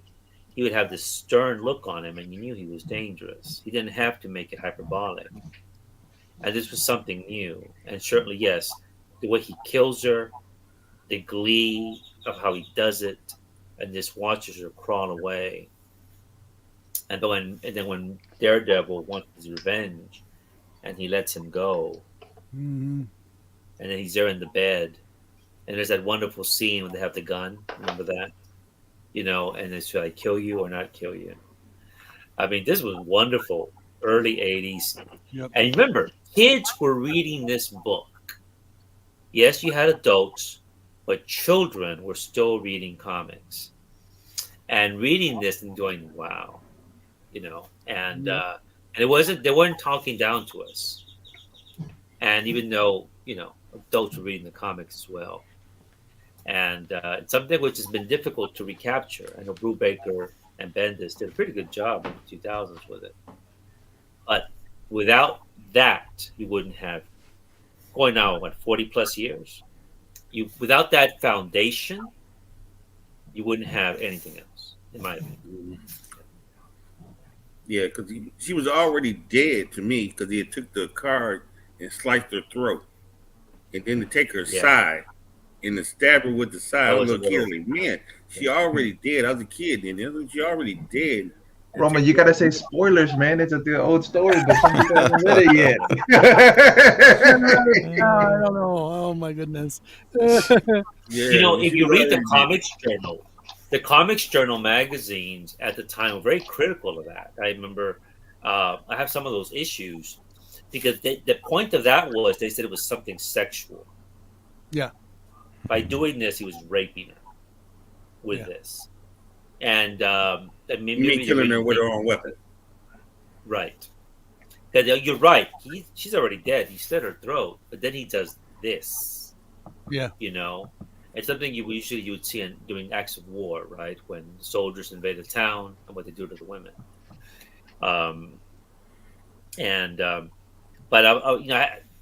That didn't enter my mind at the time, but that was one of the criticisms of it. But it's one of the ironies about that is you have Teen Titans, Legion, X-Men, people punching themselves out, Fantastic Four, all these explosions, beating. Right. The way Miller drew this suddenly says, no, this is violence. How is that different than the Thing pummeling Dr. Doom? Right. Yeah, but that looks cartoony. This looks real. And that's why it's bothersome, because 9-year-olds are reading this book. Right. You're thinking, wait, no, they're all violent. Right. Is this one done in a certain way that's disturbing? So yeah, that's why that book was transformative for the medium. I think Frank Miller's run. And Monty, I know you have some stuff you want to show. You came back, I see. You must have took care of. Yeah, y'all are still going, and I come back, and I was like, wow. Yeah. Hello. Okay. Well, y'all talk so much about Daredevil. I figured we can't show Daredevil without showing this. Wait. Daredevil 1. Yeah. Is it not showing up? Yeah, it's a little blurry. A little blurry. Yes. Bring it up a little Clear on closer. my end. It's blurry on our end. Send it to me and I'll see a bit better. Yeah. That ain't better? No. Put the comic in front of the camera to see if it clears up. And pull it back. There you go. There you go. It's where he's sitting. Yep. It's because it's dark. There's no light facing the comic, so it's not lighting you up or the comic. Okay. Then I only picked up one new book this week. I have a complete run of the original, but the Savage Sword of Conan #1 is on the stands. Oh yeah, that was good. I picked that one up too. Yeah. That was well done. Yeah. So and everybody says it's the read of the week. So. These aren't stuff I picked up. These were misfiled stuff that I'm moving all my comics out here. So that was Amazing Adventures #1 within Humans of Black Widow. Is it still blurry or? No. You have the glare, maybe. A little bit of the glare. A little bit of the glare. And you just froze, buddy. Dang it. Yeah, internet issues. He'll come right back. We'll give him a minute. I got one thing, a comic. Oh, sure. For the first time in a couple years. Yeah, first time. It's a collected edition. It's nothing special. I don't need a Brinks truck to bring it in or nothing like Monty, but Thanos wins, Donny Cates, and I'm gonna read that. And I wanted to show. Actually, I want to show a couple sweet panels. If that damn the first green screen is interfering. Yeah, it's okay. And then you got the whole Jeffrey Comic-Con, like that one. I believe that's Silver Surfer. I'm not 100%. Yeah, the Silver Surfer Black or whatever it is. Yeah, I can't wait to read this. Because, of course, I'm a huge Thanos fan. So. I don't know what happened. We're going to try this again. You ready? Okay. There you go. Go ahead. All right. Well, then we got the Mighty Thor starring in Marvel Spectacular #4, The Living Planet. Is it showing up? Yeah, it's showing up. Then this was misfiled, The Eternals #1. Then nice, Jack Kirby. Giant Size Spider-Man Doc Savage #. Coming, I tell you what. There he goes. There you go. Then Spider-Man #77. Nice. Very nice. And these, I can't remember where these were. Telsa Astonished #80. Wow. With my little Submariner playing in the background. Yep. Number 96. I love that cover with the skulls. Yeah. Then we got Telsa Astonished #81. Then we got Miss Marvel #2. Found it hiding out somewhere. Wow. That was hiding out in my Hulk box. So was this, and she must have went to the Hulk. Then Avengers #89. There you go. Some Avengers love. Avengers '91. And then I don't know if I showed this last time I was on, but this is Arthur Adams. It's X-Men, all new X-Men #10. It's up there. Arthur Adams. Arthur Adams. Yep. And we got Avengers #83. We got Thor 184. So these are just recataloging? These are the ones I found that were mixed up in other boxes. At one time, stuff up and just got to a point where I just didn't care. 164. And now I'm trying to get them in the right boxes.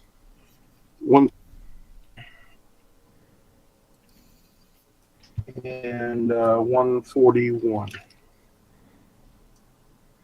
That's just some of the stuff I got on the table. Nice, Monty. Monty, if you find a Hulk 180 that's misplaced, you can send it to me and I'll check it out. Yeah, I got one, but it's not misplaced. It's actually CGC too, which Is it really? Oh boy.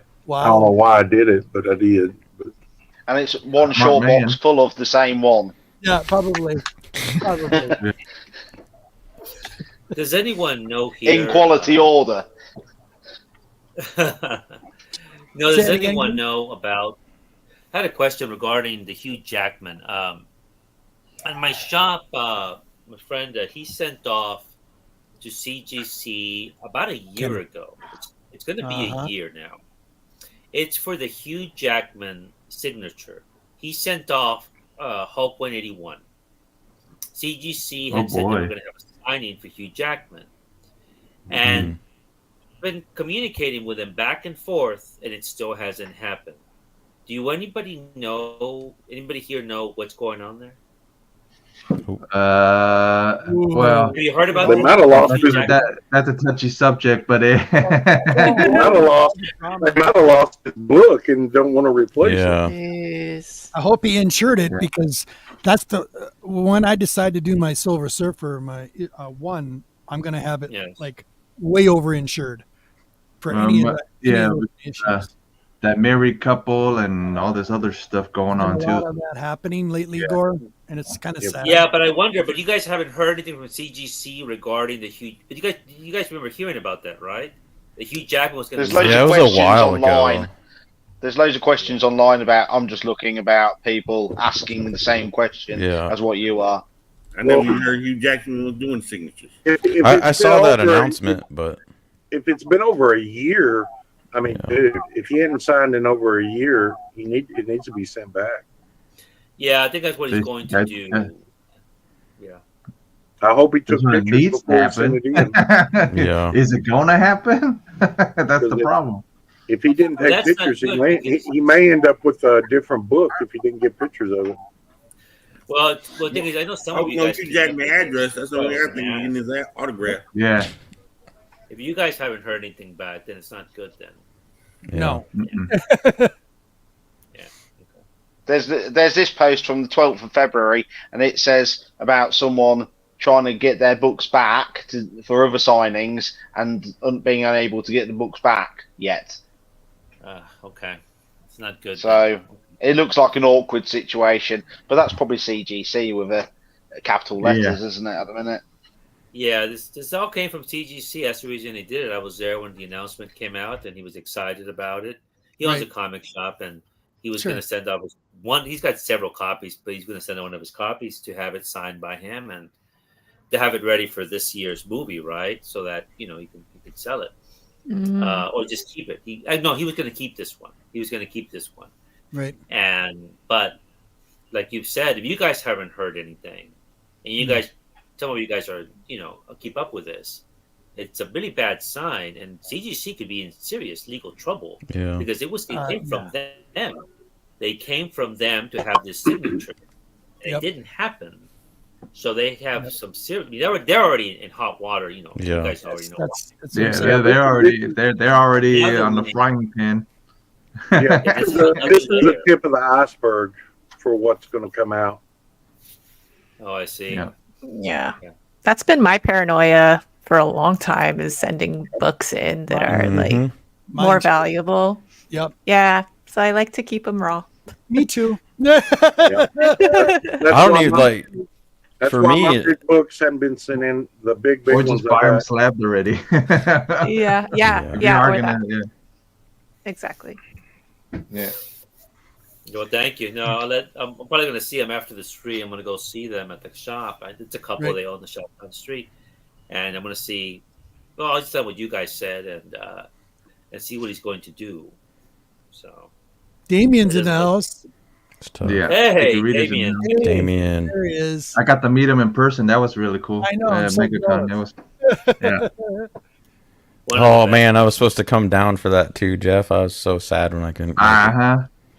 You can make it next year, right? Next year, so that it's Next the year 4th might to 9th. actually work better. That might work better. Come on, everybody, come on. Come on. Ooh. Look at that. Oh, I have that. This for That's nice. Damien. He's probably the Nice. biggest Spirit fan that I know. So who's the he's artist also on that? by huge influence on Frank Miller. Frank Miller. This is Eisner. That's pretty Will stunning. Eisner. And yeah, Miller acknowledged, I stole a lot of stuff from him when I drew Daredevil. He did, and but Yeah. they remained good friends to the end. Speaking I of our like Doctor Who fan, Kyle's in the house. Damien's a huge. Yep. There he Oh, is, hey Kyle, how are you? It's good to There's see you. Kyle. Kyle. Tom Baker forever, right? Yeah.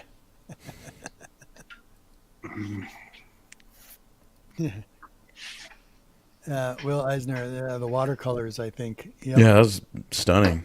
I like it. Do any more questions for Gore today before we let him go? We've been on for 3 hours now, guys. Can you believe it? You've indulged me a It went lot. by- I apologize for my long responses, but I tend to be No. Thank We you could for sit here that. and listen to you for another No 3 apologies hours. needed. Are you kidding me? I'm grateful to all of you here. Wanted What were to you show gonna this one, Rob. Go ahead, Jeff. Yeah. One of my favorite pieces that I own now. That the signed Gonzalez hardcover. Oh, you got something Nice. signed by him. Wow. Well, this was a mail away, and I found it at a Yeah. show, and actually got it. So it's but my Wonderful. goal is to actually own a piece of Gonzalez's one of his panel arts. That's one of my Who goals. has that? Who has that, Jeff? Who owns most of that? Is that scattered all over the world, or somebody have most of Yeah, it? it's scattered all over. Like I see it on Heritage go for like sometimes it goes for dirt cheap. Sometimes it goes like I saw one of his pieces went for like 300. Some of them go for Yeah. 3,000. Depending on who's depending if Vampy's on the panel or not. So if Vampirella's on it, it's going to be more expensive. But if she's not on it, but it's from the magazine run, it's pretty decent price sometimes. So that's one of my goals is to actually own one of Gonzalez's pieces. Would you rather have Vamp on it or no? I mean, if I could have Vampy on it, Money's no option. What would be your choice? Obviously, money's it'd be no option. Vampy. Of course, I would want Vampy all over the panels. Yeah.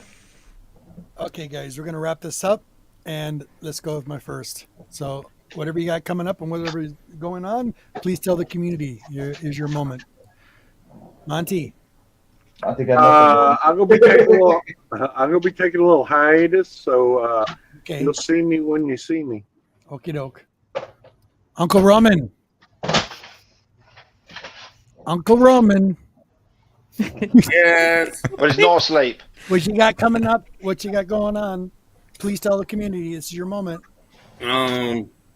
Nothing. Too much money. He's broke now. And I got books. Y'all seen how many books I really bought over the last month during Yeah. my birthday month? I'm not buying no books until April. Next week. I will buy my own subscription. I went up there to get my subscription yesterday. My usual Wednesday books. They said, I said, what I got in the box? They said, one book, Miles Morales. I said, charge it to my account, leave it in the box. I ain't even taking it home. Well, That's it. okay. I didn't. That's about it. I just want to, since he was showing off Go ahead. Vampirella.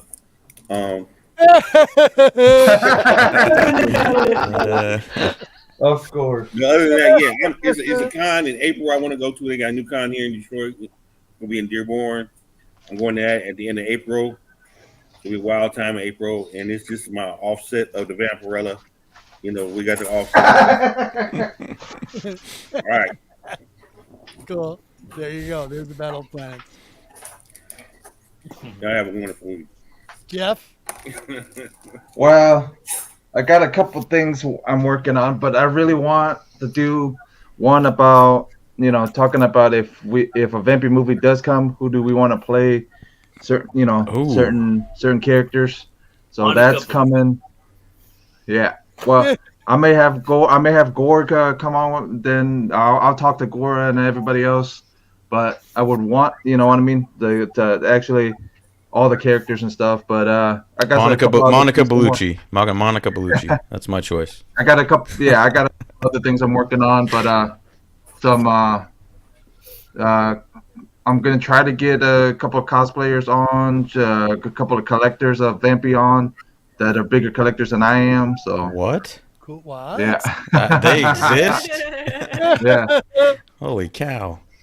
There's one in Canada that has the Mexican editions, that have the Japanese editions of the Warren. So Jeez. yeah, so there is somebody bigger than me. Nice. Yeah. Okay, Jeff. We'll see you next week. Yep. Martin.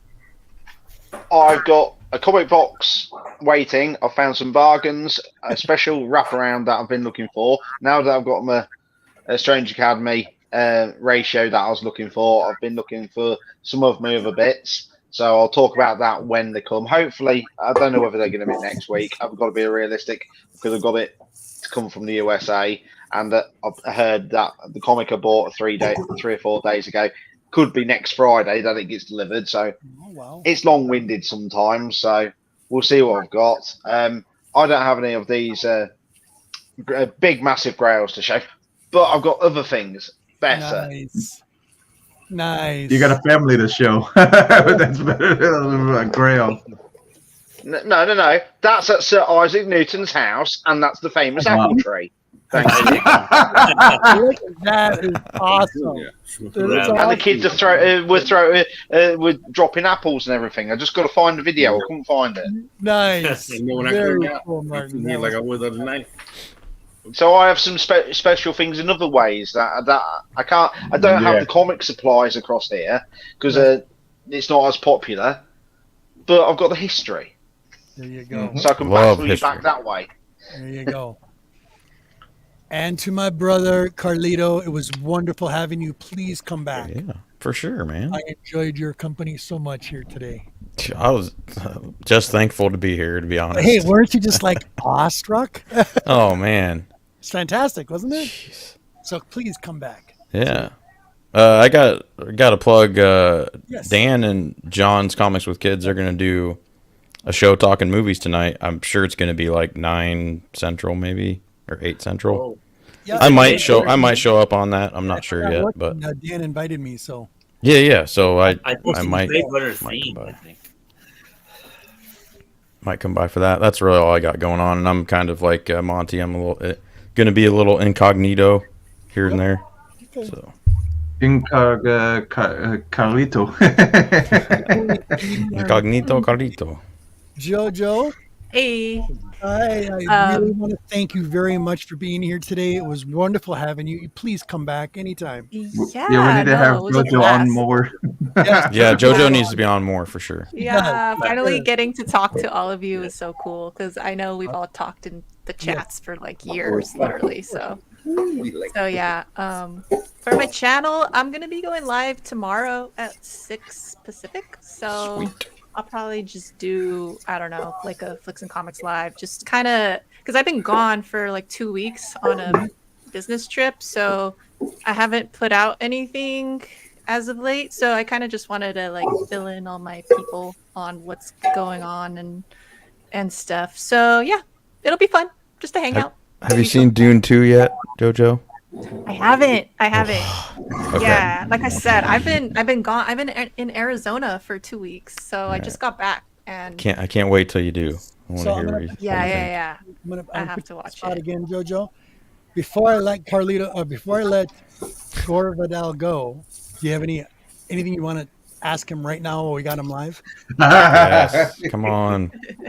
Okay, we have to do some kind of deal where you watch Fright Night and I'll watch a movie that you make me watch. There you How go. about that? There we Okay. go. That might work. Actually. Yeah, that might work. We'll figure it Yeah. out. There we go. Do that. And That'll work. Gore Vidal, it was wonderful having you today. It was a pleasure. It was an honor. And friends for life. That's all I got to say. How about you? Worst, thank you, Robert, for having me. And You're very welcome. I mean, everything was wonderful here. Jojo and Carlito and everyone else for being here. And I have to say, with Jojo, she's been supportive of my channel for a long time.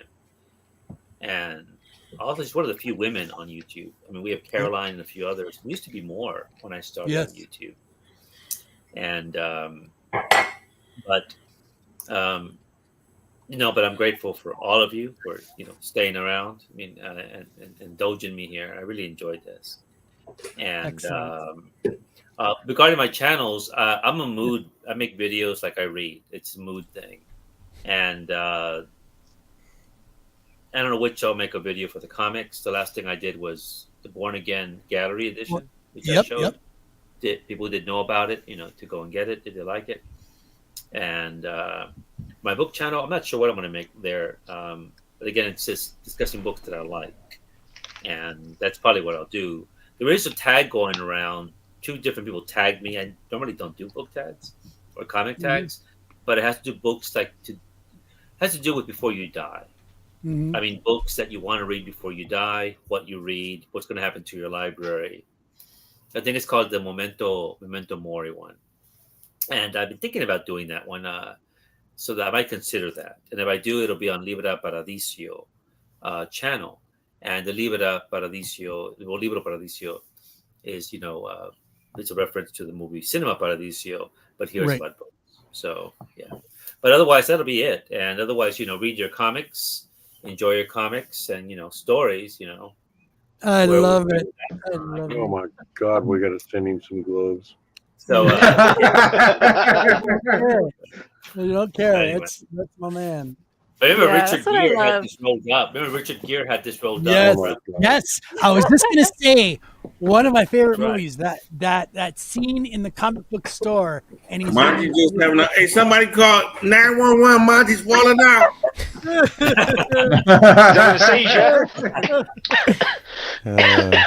Oh my goodness. It'll be all right, Monty. It'll be all Monty, where's your EpiPen, Monty? Come on. Deep breaths, Monty. Deep breaths. But that whole scene with the kid saying, "Well, what's so great about the legend or the Silver Surfer?" I love that. That was. Oh yeah, that was good. Excellent. Okay, stick around, guys. Don't go anywhere right away when I leave here. All right. So thank you, everyone. What are you showing? Well, thank you very much. I enjoyed this. Absolutely. What is this? Okay.